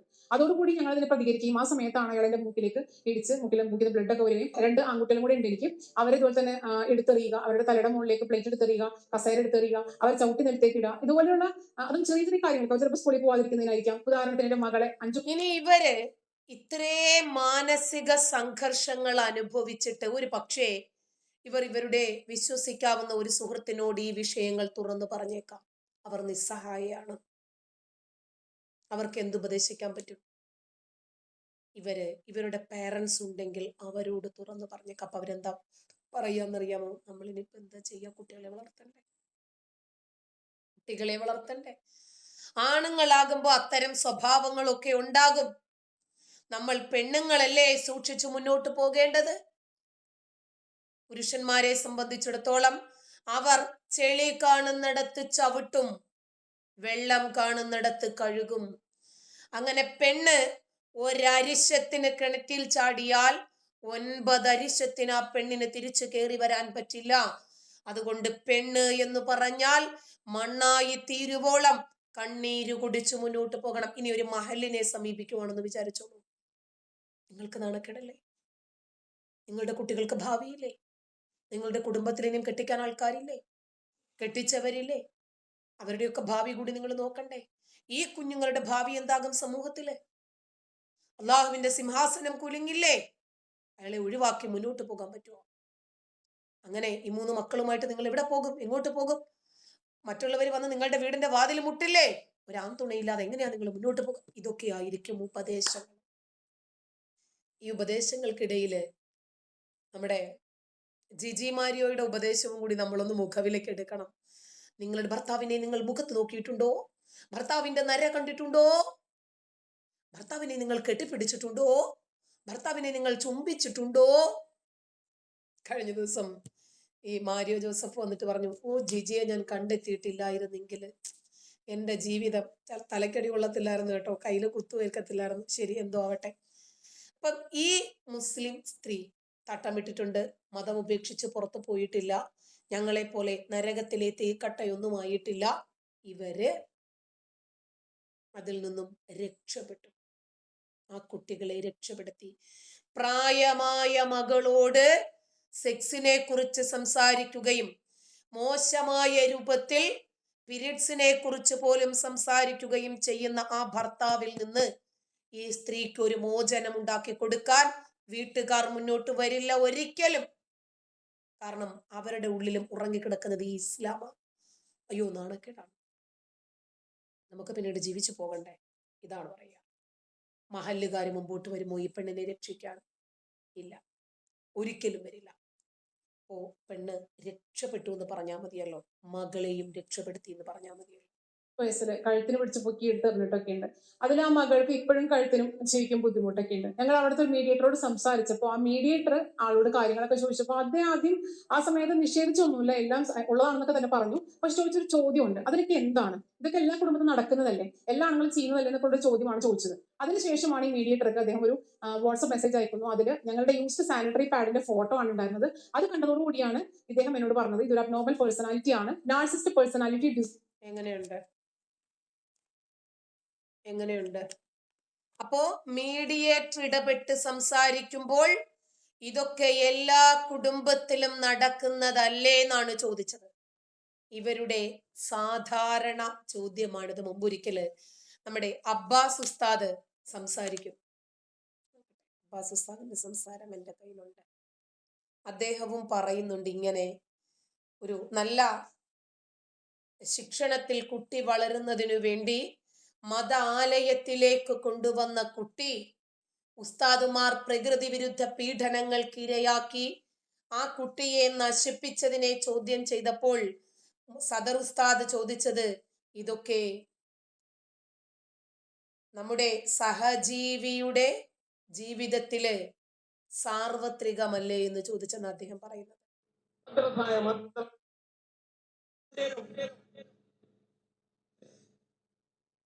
അപകടാവൂലേ ഇത്? സാധാരണക്കാരന്റെ മനസ്സിൽ പള്ളി കാണുമ്പോ ഇത് അള്ളാഹുവിന്റെ പരിശുദ്ധമായ ഭൂമി, സമൂഹത്തിന് നേതൃത്വം കൊടുക്കുന്ന ആളുകളുടെ ഹൃദയത്തിൽ വളർന്നു വരുന്ന രീതിയിൽ ഒരു സമൂഹം നിപതിക്കുകയും അവരൊക്കെ ഈ ഉമ്മത്തിന്റെ വലിയ നേതാക്കന്മാരാണ് എന്ന് പരിചയപ്പെടുത്തുകയും ചെയ്യുന്ന കാരണമായ രംഗത്തോട് സമരം ചെയ്യുക തന്നെ ചെയ്യുമെന്നാണ് ഉസ്മാൻ പ്രഖ്യാപിക്കുന്നത്. അവരെ ഹൃദയത്തെ നന്നാക്കണം, അവരെ ആട്ടിയോടിക്കല്ല. പൊന്നു ഹബീബന്മാരെ അപ്പണിനെ ശരിയല്ല മാറണ്ടേ. മദ്രസ ഉസ്താദുമാരുടെ പീഡനത്തെ കുറിച്ച് ഇദ്ദേഹം സംസാരിക്കുവാണ്.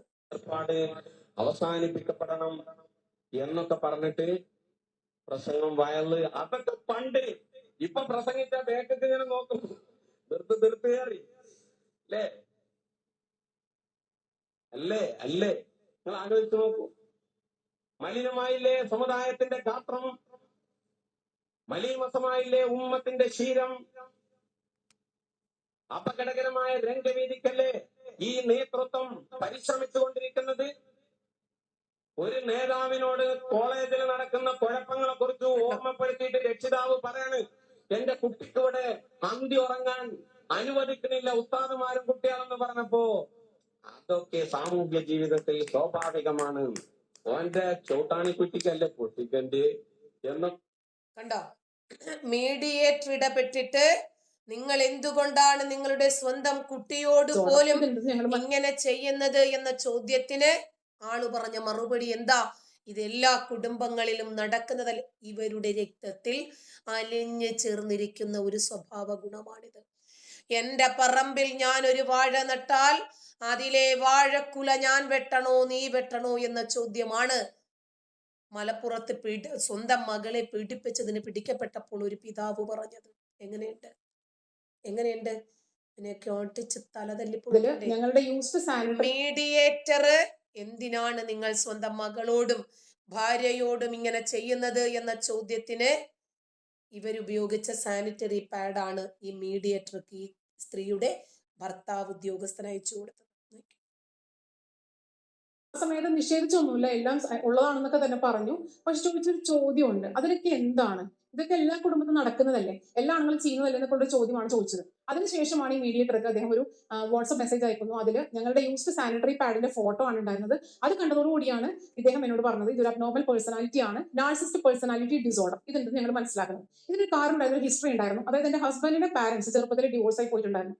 അപ്പൊ അന്ന് തൊട്ട് അയാൾ അനുഭവിച്ചിട്ടുള്ള ഒരു ട്രോമ അത് ഓവർകം ചെയ്യാൻ വേണ്ടിയിട്ട് ഞങ്ങളിൽ ഈ ഒരു ട്രോമ അടിച്ചേൽപ്പിക്കുകയായിരുന്നു. ഞങ്ങളെ പീഡിപ്പിച്ചിട്ടായിരുന്നു അത് അയാൾ ഓവർകം ചെയ്തുകൊണ്ടിരുന്നത്. ഞാൻ ആകെ ഇത് പറഞ്ഞിരുന്നത് എന്റെ ഉമ്മാനോട് മാത്രമായിരുന്നു. ആ സമയത്ത് ഉമ്മ എന്നോട് പറഞ്ഞിരുന്നത്, നമുക്ക് അബദ്ധം പറ്റിപ്പോയി മോളെ, ഇനിയിപ്പോ നമ്മൾ എന്ത് ചെയ്യും, ആരോട് നമ്മളിത് പറയും, പറഞ്ഞിട്ടുണ്ടെങ്കിൽ ഒരാൾ വിശ്വസിക്കോ എന്നൊക്കെ രീതിയിൽ പറയും. അതിനിടയ്ക്ക് 3 കുട്ടികളായി. ഈ 3 കുട്ടികളെ നോക്കാനും അതുപോലെ തന്നെ ശാരീരികമായിട്ടുള്ള ബുദ്ധിമുട്ടുകളൊക്കെ വന്നപ്പോൾ ഉണ്ടായിരുന്ന ഒരു ജോലി ഞാൻ ഉപേക്ഷിച്ചു. ആ സമയത്ത് എന്റെ ഉമ്മയിൽ നിന്നും ഒരു വല്ലാത്തൊരു മാറ്റമാണ് ഞാൻ കണ്ടത്. നീ പെണ്ണല്ലേ, അവനാണല്ലേ, അവന്റെ ഒരു പൈസ ഇല്ലേ, നീ സഹിക്കും, ക്ഷമിക്കും, സഹകരിക്കും, ഇതൊക്കെ നിന്റെ തോന്നലാണ്, നീ കളവ് പറയുന്നതാണ്, ഇങ്ങനെയൊക്കെയുള്ള രീതിയിലേക്ക് എന്റെ ഉമ്മയുടെ സംസാരം കേട്ടപ്പോൾ എനിക്ക് വല്ലാത്തൊരു വിഷമം തോന്നി. പക്ഷെ എന്താണെന്ന് മനസ്സിലാവുന്നുണ്ടായിരുന്നില്ല. എന്റെ ഭർത്താവാണെങ്കിൽ ഒരു കാരണമില്ലാതെ പ്രകോപിച്ചുകൊണ്ടിരിക്കുന്നു, പ്രശ്നങ്ങൾ ഉണ്ടാക്കിക്കൊണ്ടിരിക്കുന്നു. ഒരു ഭാഗത്ത് ഉമ്മാനോട് ഇതെല്ലാം പറയുന്നു, ഉമ്മ എന്റെ തോന്നലാണെന്ന് പറയുന്നു. ആ സമയത്ത് എന്റെ ജോലി ഇല്ലാത്ത സമയത്താണ്, എന്റെ ജോലിയിൽ ഉപേക്ഷിച്ച സമയത്താണ് ഉമ്മയോട് ആ രീതിയിൽ പ്രതികരിക്കുന്നത്. അങ്ങനെ നിൽക്കുമ്പോഴാണ് ഞാൻ അറിയുന്നത് എന്റെ ഭർത്താവ് എന്റെ പാരന്റ്സിന് കുറച്ച് സാമ്പത്തിക പ്രശ്നം ഉണ്ടായിരുന്നു.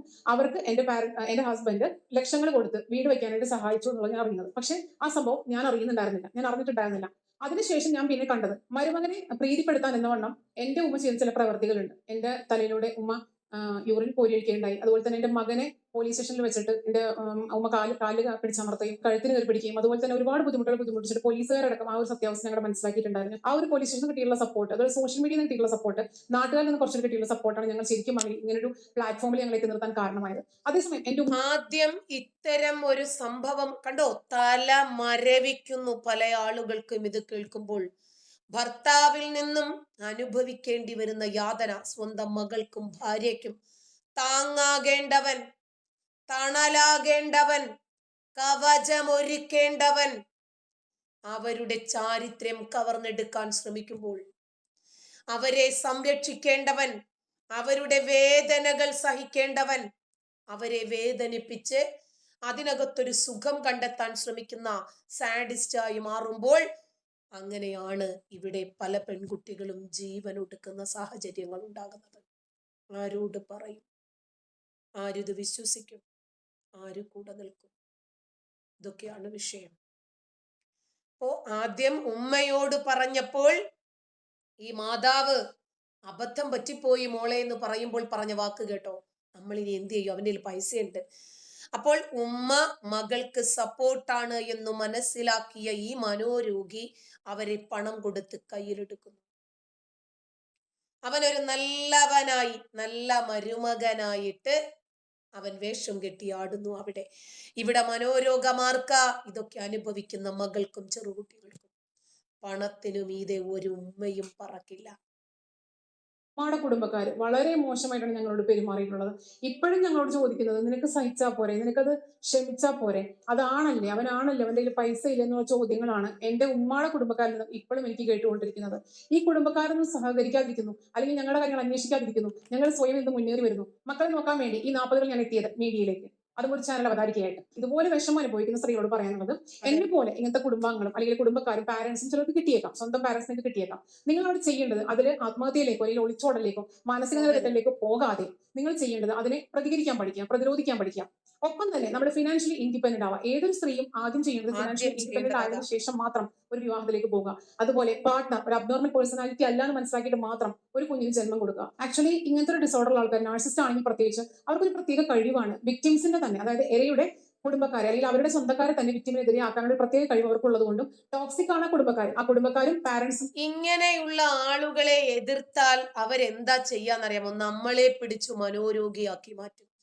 അവർക്ക് സംസാരിക്കാനും മറ്റുള്ളവരുടെ മുമ്പിൽ പിടിച്ചു നിൽക്കാനുമൊക്കെ നല്ല കഴിവുണ്ടാകും. അവരുടെ കള്ളങ്ങളും കാപട്യങ്ങളും പെണ്ണുപിടിയും സ്വന്തം മക്കളെ പോലും കൃഷി ചെയ്യാനുള്ള മാനസികാവസ്ഥയും ഒക്കെ നമ്മൾ കണ്ടുപിടിച്ചു കഴിഞ്ഞാൽ ആദ്യം അവർ നമ്മളെ മനോരോഗിയാക്കി പബ്ലിക്കിനിടയിൽ ചിത്രീകരിക്കും, അല്ലെങ്കിൽ അവിഹിതം ആരോപിക്കും. ഇതൊക്കെ സാധാരണ എല്ലായിടത്തും നടക്കുന്നതാണ്.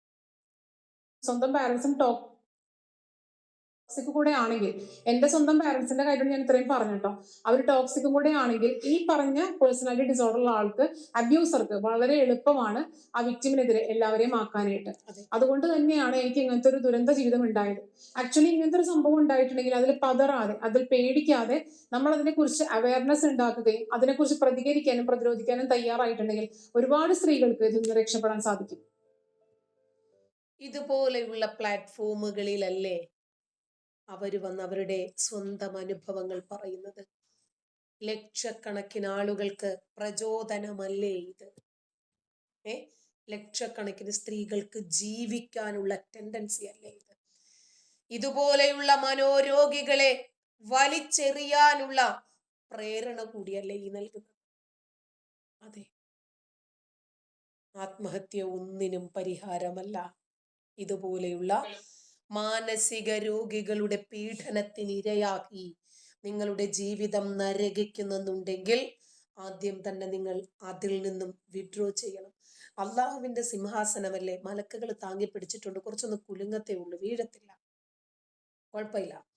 നമ്മളെ ഇതിനകത്ത് ഈ പ്രതിസന്ധിക്കകത്ത് പിടിച്ചിട്ടിട്ട് അള്ളാഹുവിന് ഇവിടെ അമർന്നിരിക്കേണ്ട കാര്യമൊന്നുമില്ലല്ലോ. അതുകൊണ്ട് തൽക്കാലം ഒന്ന് കുലുങ്ങിയാലും കുഴപ്പമില്ല, വീഴാതെ മലക്കുകൾ കാത്തോളും. ആദ്യം ഇത്തരം മാനസിക രോഗികളാകുന്ന ഭർത്താക്കന്മാരിൽ നിന്നും, അത്തരം കുടുംബ അന്തരീക്ഷത്തിൽ നിന്നും ഓടിയൊളിക്കുക, മക്കളെയും അതിൽ നിന്നും രക്ഷപ്പെടുത്തുക. അള്ളാഹുവിന്റെ സിംഹാസനം കുലുങ്ങുമെന്ന് പറഞ്ഞ് നിങ്ങളെ ഈ മത തീവ്രതയിലേക്കും ഈ മതമാനസിക ലൈംഗിക രോഗികളിലേക്കും നിങ്ങളെ വീണ്ടും തളച്ചിടാൻ മീഡിയേറ്റർമാരാകുന്ന കുടുംബ അംഗങ്ങളും പള്ളിക്കാരും മഹല്ലുകാരും ഒക്കെ ശ്രമിക്കുമ്പോഴും ഇതിന്റെ അനുഭവസ്ഥർ നിങ്ങളു മാത്രമാണ് എന്ന ബോധ്യം നിങ്ങൾക്കുണ്ടായിരിക്കട്ടെ. ഇപ്പോ ഡോക്ടർമാരെ പോലും നമുക്ക് വിശ്വസിക്കാൻ പറ്റാത്ത സാഹചര്യങ്ങളല്ലേ, അല്ലേ? ഒരു പെണ്ണ്, ഒരു ഡോക്ടർ ഡിവോഴ്സി ആയിട്ടുള്ള ഷഹീൻ സെയ്ദ് നമ്മൾ കണ്ടുകൊണ്ടിരിക്കുമല്ലേ. പ്രത്യേകിച്ച് എന്താ ഇനി പറയാനുള്ളത്? സംഭവിച്ചുകൊണ്ടിരിക്കുന്ന യാഥാർത്ഥ്യങ്ങളാണ് ഇതൊക്കെ.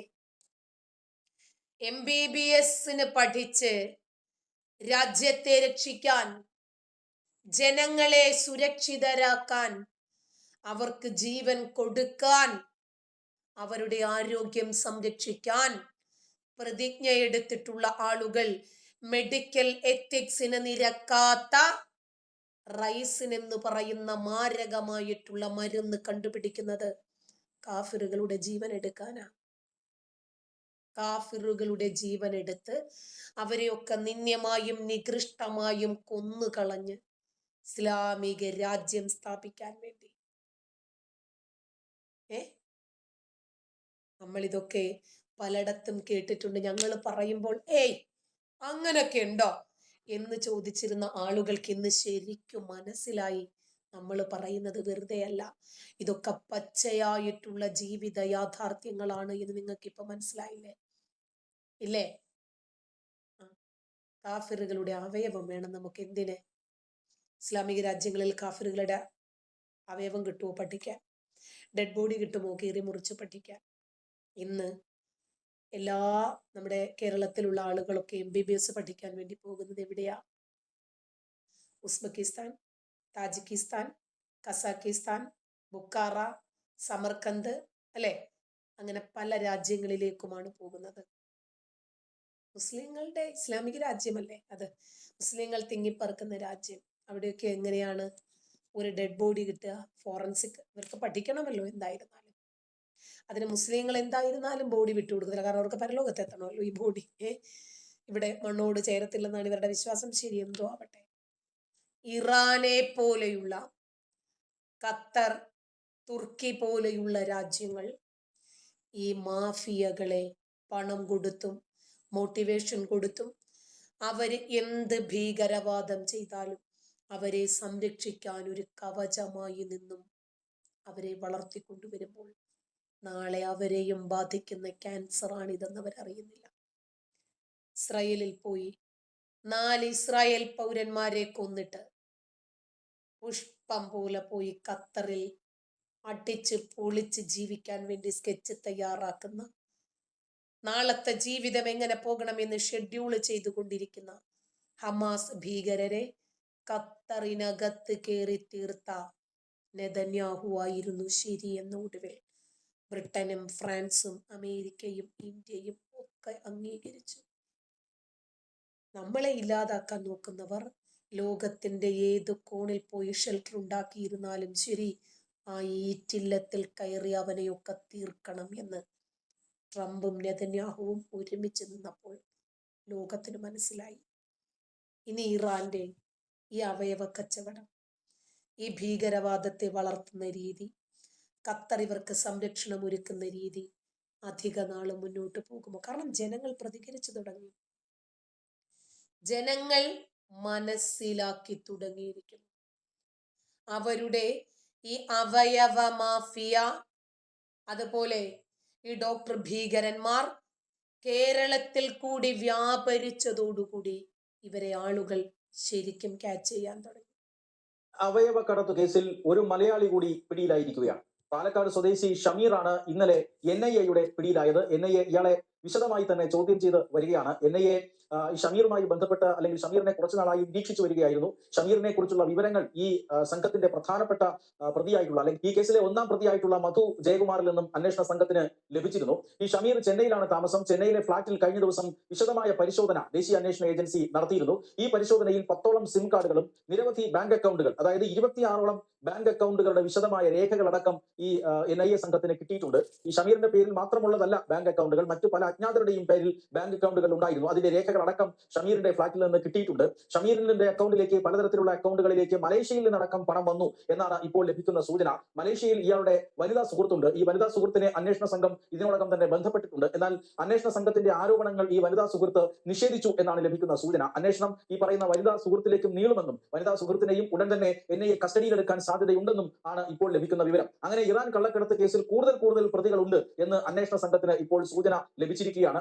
അതിലേറ്റവും പ്രധാനപ്പെട്ട പ്രതിയെയാണ് ഇപ്പോൾ പാലക്കാട് സ്വദേശിയായ ഷമീറിനെ NIA പിടികൂടിയിരിക്കുന്നത്. നിരവധി തെളിവുകളോടുകൂടിയാണ് പിടികൂടിയിരിക്കുന്നത്. ഇയാളുടെ അക്കൗണ്ടുകളിലേക്ക് എത്തിയിട്ടുള്ള വിദേശ പണം, പ്രത്യേകിച്ചും മലേഷ്യയിൽ നിന്ന് വന്നിട്ടുള്ള വിദേശ പണത്തെക്കുറിച്ചും വിശദമായി NIA സംഘം അന്വേഷിക്കാൻ പോവുകയാണ്. യഥാർത്ഥത്തിൽ കേരള പോലീസിന്റെ അനാസ്ഥ കാരണം, അല്ലെങ്കിൽ കേരള പോലീസ് ഏതാണ്ട് കുഴിച്ചുമൂടാൻ നോക്കിയ ഒരു കേസാണ് ഇപ്പോൾ NIA സംഘം വ്യക്തമായ തെളിവുകളോടുകൂടി ഓരോ ആളുകളെയും പുറത്തു കൊണ്ടുവരുന്നത്. അതായത് അവയവക്കടത്ത് സംഘങ്ങൾ കേരളത്തിൽ സജീവമാണെന്നും കേരളത്തിലെ നിരവധി നിരപരാധികളെ അന്താരാഷ്ട്ര അവയവക്കടത്ത് മാഫിയ ഇത്തരത്തിൽ ചൂഷണം ചെയ്യുന്നുണ്ട് എന്നും കേരളത്തിലെ പല ആശുപത്രികളും ഇവർക്ക് സഹായം ചെയ്തു കൊടുക്കുന്നുണ്ട് എന്നുമൊക്കെയുള്ള നിരവധി പരാതികൾ കാലങ്ങളായി കേരള പോലീസിന്റെ കൈക്കൽ എത്തിയിട്ടുണ്ട്. പക്ഷേ കേരള പോലീസ് ഇത്തരം പരാതികളെ കാര്യഗൗരവത്തോടെ എടുത്തിരുന്നില്ല എന്ന് മാത്രമല്ല, ദുരൂഹമായി ഇത്തരം കേസുകൾ അന്വേഷിക്കപ്പെടാതെ പോകുന്നുണ്ട്. കേരള പോലീസ് ഇത്തരം കേസുകൾ ഉഴപ്പുന്നത് വളരെ ദുരൂഹമായി കണ്ടിട്ടുണ്ട്. ഈ ദുരൂഹതയിലാണ് ഇങ്ങനെ കേരള പോലീസ് ഇത്തരത്തിലുള്ള അവയവക്കടത്ത് സംഘങ്ങളെ പിടികൂടാൻ മടിച്ചു നിൽക്കുമ്പോഴാണ് കേന്ദ്ര അന്വേഷണ ഏജൻസികൾ ഈ മാഫിയയിലെ ചിലരെ നിരീക്ഷിക്കാൻ തുടങ്ങിയത്. ഈ മാഫിയ സംഘങ്ങളിൽ കേരളത്തെ സംബന്ധിച്ച് ഇത്തരം വാർത്തകൾ നമ്മൾ കുറെ കാലങ്ങളായിട്ട് കേട്ടുവരുന്നതാ. നമ്മുടെ ഒരു ഡോക്ടർ ഗണപതി പറഞ്ഞിട്ടുണ്ടായിരുന്നല്ലോ, ആക്സിഡന്റിൽപ്പെട്ട് മരിക്കുന്നതിൽ ഏറ്റവും കൂടുതൽ ഹിന്ദുക്കളും ക്രിസ്ത്യാനികളുമാണ്. കാരണം അവരുടെ അവയവമാണ് എടുക്കാൻ എളുപ്പം. മുസ്ലിങ്ങൾ അപകടത്തിൽപ്പെട്ട് മരിച്ചാലും അവയവം കിട്ടത്തില്ലല്ലോ. അതുകൊണ്ട് മനഃപൂർവ്വം പല അമുസ്ലിം യുവാക്കളും കൊല്ലപ്പെടുന്നു എന്ന യാഥാർത്ഥ്യം അദ്ദേഹം പറഞ്ഞപ്പോൾ അദ്ദേഹത്തിനെതിരെ ഒരുപാട് ആളുകൾ പൊങ്കാലയിട്ട് മുന്നോട്ട് വന്നു. ക്രമേണ സത്യം മറനീക്കി പുറത്തു വരുന്നത് കണ്ടോ? കേരളത്തെക്കുറിച്ച് ഇങ്ങനെ ഒരു ആരോപണം ഉണ്ടായാൽ പോലും അന്വേഷിക്കാൻ ഒരിക്കലും കേരള പോലീസ് തയ്യാറാവില്ല. അതുകൊണ്ടാണ് NIA നേരിട്ട് പാലക്കാട് എത്തുന്നത്. യുടെ അടിക്കടിയുള്ള വിദേശയാത്രകൾ, ഇറാൻ പോലെയുള്ള രാജ്യങ്ങളിലേക്കുള്ള വിദേശയാത്രകൾ, ഇതെല്ലാം നിരീക്ഷിച്ച ശേഷമാണ് ഇങ്ങനെ ഒരു അന്താരാഷ്ട്ര അവയവ കള്ളക്കടത്ത് കേസ് കേരളം ആസ്ഥാനമായി പ്രവർത്തിക്കുന്നു എന്ന് ദേശീയ അന്വേഷണ ഏജൻസികൾ കണ്ടെത്തിയത്. അതായത് രഹസ്യാന്വേഷണ ഏജൻസികൾ കണ്ടെത്തിയത്. കാലങ്ങളായി കേരളത്തിൽ പലരും ഉയർത്തിയിട്ടുള്ള പരാതികൾ ശരിവെക്കുന്ന രീതിയിലായിരുന്നു ആ അന്വേഷണം മുന്നോട്ട് പോയത്. ഈ മാഫിയകൾക്ക് തീവ്രവാദവുമായി ബന്ധമുണ്ടാകാം എന്ന പ്രാഥമികമായ സൂചന ലഭിച്ചതോടുകൂടിയാണ് NIA ആ കേസ് ഏറ്റെടുക്കുന്നത്. ഈ സംഘത്തിലെ, അതായത് അന്താരാഷ്ട്ര അവയവ കടത്ത് സംഘത്തിലെ ചില പ്രമുഖരായ കണ്ണികൾ അങ്ങനെയാണ് കൊച്ചി വിമാനത്താവളത്തിൽ വെച്ച് അറസ്റ്റിലാകുന്നത്. ഇങ്ങനെ ഇവർ നൽകുന്ന വിവരങ്ങൾ അനുസരിച്ചാണ് ഈ മാഫിയ സംഘത്തിന്റെ ഏകദേശ ചിത്രം അന്വേഷണ സംഘത്തിന് ലഭിക്കുന്നത്. മധു ജയകുമാർ എന്ന് പറയുന്ന ഒരു സംഘത്തലവന്റെ കീഴിലാണ് ഈ മാഫിയ സംഘങ്ങൾ പ്രവർത്തിക്കുന്നത് എന്ന് പിന്നീടാണ് അന്വേഷണ ഏജൻസികൾക്ക് ബോധ്യമാകുന്നത്. ഈ മധു ജയകുമാറിന്റെ നേതൃത്വത്തിൽ പ്രവർത്തിക്കുന്ന ഈ മാഫിയ സംഘത്തിന്റെ ഒരു മോഡസ് ഓപ്പറാൻഡി എന്ന് പറഞ്ഞാൽ കേരളമടക്കമുള്ള പല ഇന്ത്യൻ സംസ്ഥാനങ്ങളിലെയും സാമ്പത്തികമായി ബുദ്ധിമുട്ടുകൾ അനുഭവിക്കുന്ന കുടുംബങ്ങളെ കണ്ടെത്തുക. അങ്ങനെ കണ്ടെത്തുക അത്ര പ്രയാസമുള്ള കാര്യമൊന്നുമല്ല. ഇങ്ങനെയുള്ളവരെ കണ്ടെത്തി ഇവർക്ക് മുന്നിൽ അവയവം വിൽക്കുകയാണ് എങ്കിൽ വൻ തുക പ്രതിഫലമായി ലഭിക്കും എന്ന ഒരു മോഹന വാഗ്ദാനം നൽകുക. അതുവഴി അവരെ അവയവ വിൽപ്പനയ്ക്ക്, പ്രധാനമായിട്ടും കിഡ്നിയാണ്, ഈ അവയവ വിൽപ്പനയ്ക്ക് പ്രേരിപ്പിക്കുക. അതിനുശേഷം അവരെ ഇറാൻ പോലെയുള്ള രാജ്യങ്ങളിലേക്ക് കൊണ്ടുപോവുക. ഹെൽത്ത് ടൂറിസം എന്ന ഒരു പദ്ധതിയുടെ മറവിലാണ്, അല്ലെങ്കിൽ ഹെൽത്ത് ടൂറിസത്തിന്റെ പേര് പറഞ്ഞുകൊണ്ടാണ് ഇത്തരത്തിൽ കേരളം അടക്കമുള്ള സംസ്ഥാനങ്ങളിൽ നിന്നും ഇവരുടെ ഇരകളെ മറ്റു പല രാജ്യങ്ങൾ വഴി, ഗൾഫ് രാജ്യങ്ങൾ വഴിയൊക്കെ ഇറാനിലേക്ക് എത്തിക്കുന്നത്. ഇപ്പോൾ സൗദി അറേബ്യ, ദുബായ് അതുപോലെയുള്ള മറ്റു പല രാജ്യങ്ങളിലൂടെയാണ് ഇവരെ ഇറാനിലേക്ക് എത്തിച്ചുകൊണ്ടിരുന്നത്. ഇറാനിലെ പല ആശുപത്രികളിലേക്കും കൊണ്ടുപോയി ഇവരുടെ അവയവങ്ങൾ വേർപെടുത്തിയതിനു ശേഷം അന്താരാഷ്ട്ര അവയവ വിപണിയിൽ ഇതിനെ 10 മടങ്ങ് വിലയ്ക്ക് വിൽക്കുകയാണ് ഈ സംഘങ്ങൾ ചെയ്തത്. നാട്ടിൽ നിന്ന് പറഞ്ഞുറപ്പിച്ചതുപോലെയുള്ള മോഹന വാഗ്ദാനങ്ങൾ നൽകിയതുപോലെയുള്ള പ്രതിഫലങ്ങളൊന്നും ഇവിടെ നിന്ന് പോയ ആളുകൾക്ക് ലഭിക്കുന്നില്ല. അവരെ ചില നക്കാപ്പിച്ചകൾ കൊടുത്ത് ഒതുക്കുകയാണ് പിന്നീട് ചെയ്യാറുള്ളത്. അതിനുവേണ്ടി അവരെ ഭീഷണിപ്പെടുത്താറുണ്ട്, അവരെ സമ്മർദ്ദ. വേലി ചാടുന്ന പശുവിന് കോലുകൊണ്ട് മരണമെന്ന് കേട്ടിട്ടില്ലേ? ഒരാള് നമ്മളെ പറ്റിച്ചു, കബളിപ്പിച്ചു, വിശ്വസിപ്പിച്ചു, കഥകൾ പറഞ്ഞ് പാട്ടിലാക്കിയെങ്കിൽ അതിന്റെ അർത്ഥം അവൻ മിടുക്കനാണ് എന്ന് മാത്രമല്ല, നമ്മൾ ഒരു കഴിവുകെട്ട ചണ്ടിയായി പോയി എന്നുകൂടിയാണ്. നമ്മുടെ കഴിവുകേട് കൂടിയാണ്. നമ്മൾ അവരെ വിശ്വസിച്ചു, നമ്മൾ അവരെ സഹായിച്ചു, അവരുടെ വലയിൽ നമ്മൾ വീണുപോയി. അതല്ലെങ്കിൽ എന്തെങ്കിലുമൊക്കെ ഇവർ മോഹിപ്പിച്ചു, ആ വലയിൽ വീണു. അനുഭവിക്കുക തന്നെ. പാലക്കാട് മാത്രമല്ല, കേരളത്തിൽ ഇതുപോലെയുള്ള എത്രയോ വാർത്തകൾ നമ്മൾ തന്നെ സമൂഹ മാധ്യമങ്ങളിൽ നിരന്തരം കണ്ടുകൊണ്ടിരിക്കുക അല്ലെ? അവയവ മാഫിയ മാത്രമല്ല, വലിയ മോഹന വാഗ്ദാനങ്ങൾ നൽകി തീവ്രവാദ പ്രവർത്തനങ്ങളിലേക്കും രാജ്യവിരുദ്ധ പ്രവർത്തനങ്ങളിലേക്കും ഈ കേരളത്തിലെ യുവാക്കളെ വലിച്ചു കൊണ്ടുപോകുന്ന എത്രയോ വാർത്തകൾ നമ്മൾ കണ്ടതാ. കുറച്ച് നാള് മുമ്പാണ്, അതായത് 2-3 ആഴ്ചയ്ക്ക് മുമ്പാണ് മലപ്പുറത്ത് നിന്ന് ഒരു യുവാവിനെ പിടിക്കുന്നത്. ആ ഭീകരന്റെ മൊഴിയിൽ ചങ്ങല പോലെയുള്ള വലിയ ഭീകരന്മാരുടെ യുവ മുസ്ലിം ജിഹാദികളുടെ പേരുകളായിരുന്നു അയാൾ പറഞ്ഞതെല്ലാം. അയാളുടെ മൊഴി കേട്ട് ആദ്യം ഞെട്ടിയത് UP പോലീസായിരുന്നു. അതിന് കാരണമുണ്ട് കേട്ടോ.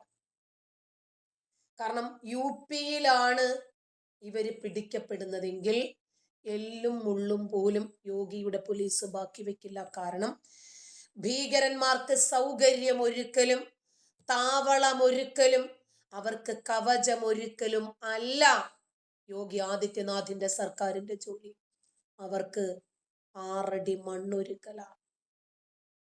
ഒരു കാരണവശാലും ഭീകരന്മാരെ ബാക്കി വെക്കില്ല എന്ന യാഥാർത്ഥ്യമാണ് ഇതുവരെ യോഗി ആദിത്യനാഥ് കാണിച്ചിട്ടുള്ളത്, പ്രാവർത്തികമാക്കിയിട്ടുള്ളത്. ഇനിയും അതെ.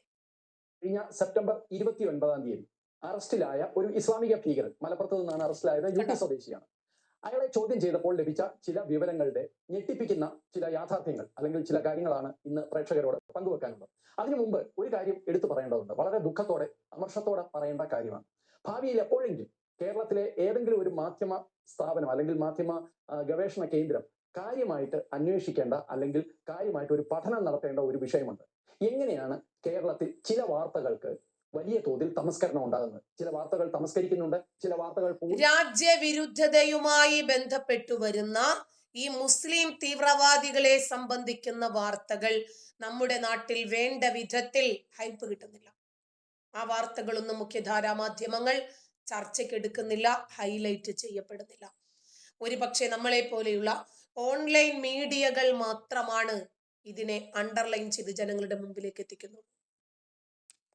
കാർപ്പറ്റിനടിയിലേക്ക് പോകുന്നുണ്ട്, ചിലത് കണ്ടില്ലെന്ന് നടിക്കുന്നുണ്ട്, ചിലത് ഒഴിവാക്കാൻ പറ്റാത്തത് 1 or 2 ദിവസം ഈ വാർത്തകൾ വന്ന ശേഷം പിന്നീട് അങ്ങനെ ഒരു സംഭവം ഉണ്ട് എന്ന് പോലും നടിക്കാത്ത നിരവധി സംഭവങ്ങളുണ്ട്. ഇതിലെ ഏറ്റവും സങ്കടകരമായ കാര്യം ഇത് രാജ്യത്തിന്റെ സുരക്ഷയും കേരളത്തിന്റെ തന്നെ ഭാവിയും ഒക്കെ ആയി ബന്ധപ്പെട്ട ചില വാർത്തകളാണ് ഇങ്ങനെ മനഃപൂർവ്വം ഒരു വലിയ മാഫിയയുടെ നിയന്ത്രണത്തിലാണ് എല്ലാ മാധ്യമങ്ങളും എന്ന് തോന്നിപ്പിക്കുന്ന വിധം അങ്ങനെ വാർത്തകളുടെ ഒരു കൈകാര്യം ചെയ്യൽ ഇവിടെ നടക്കുന്നുണ്ട്.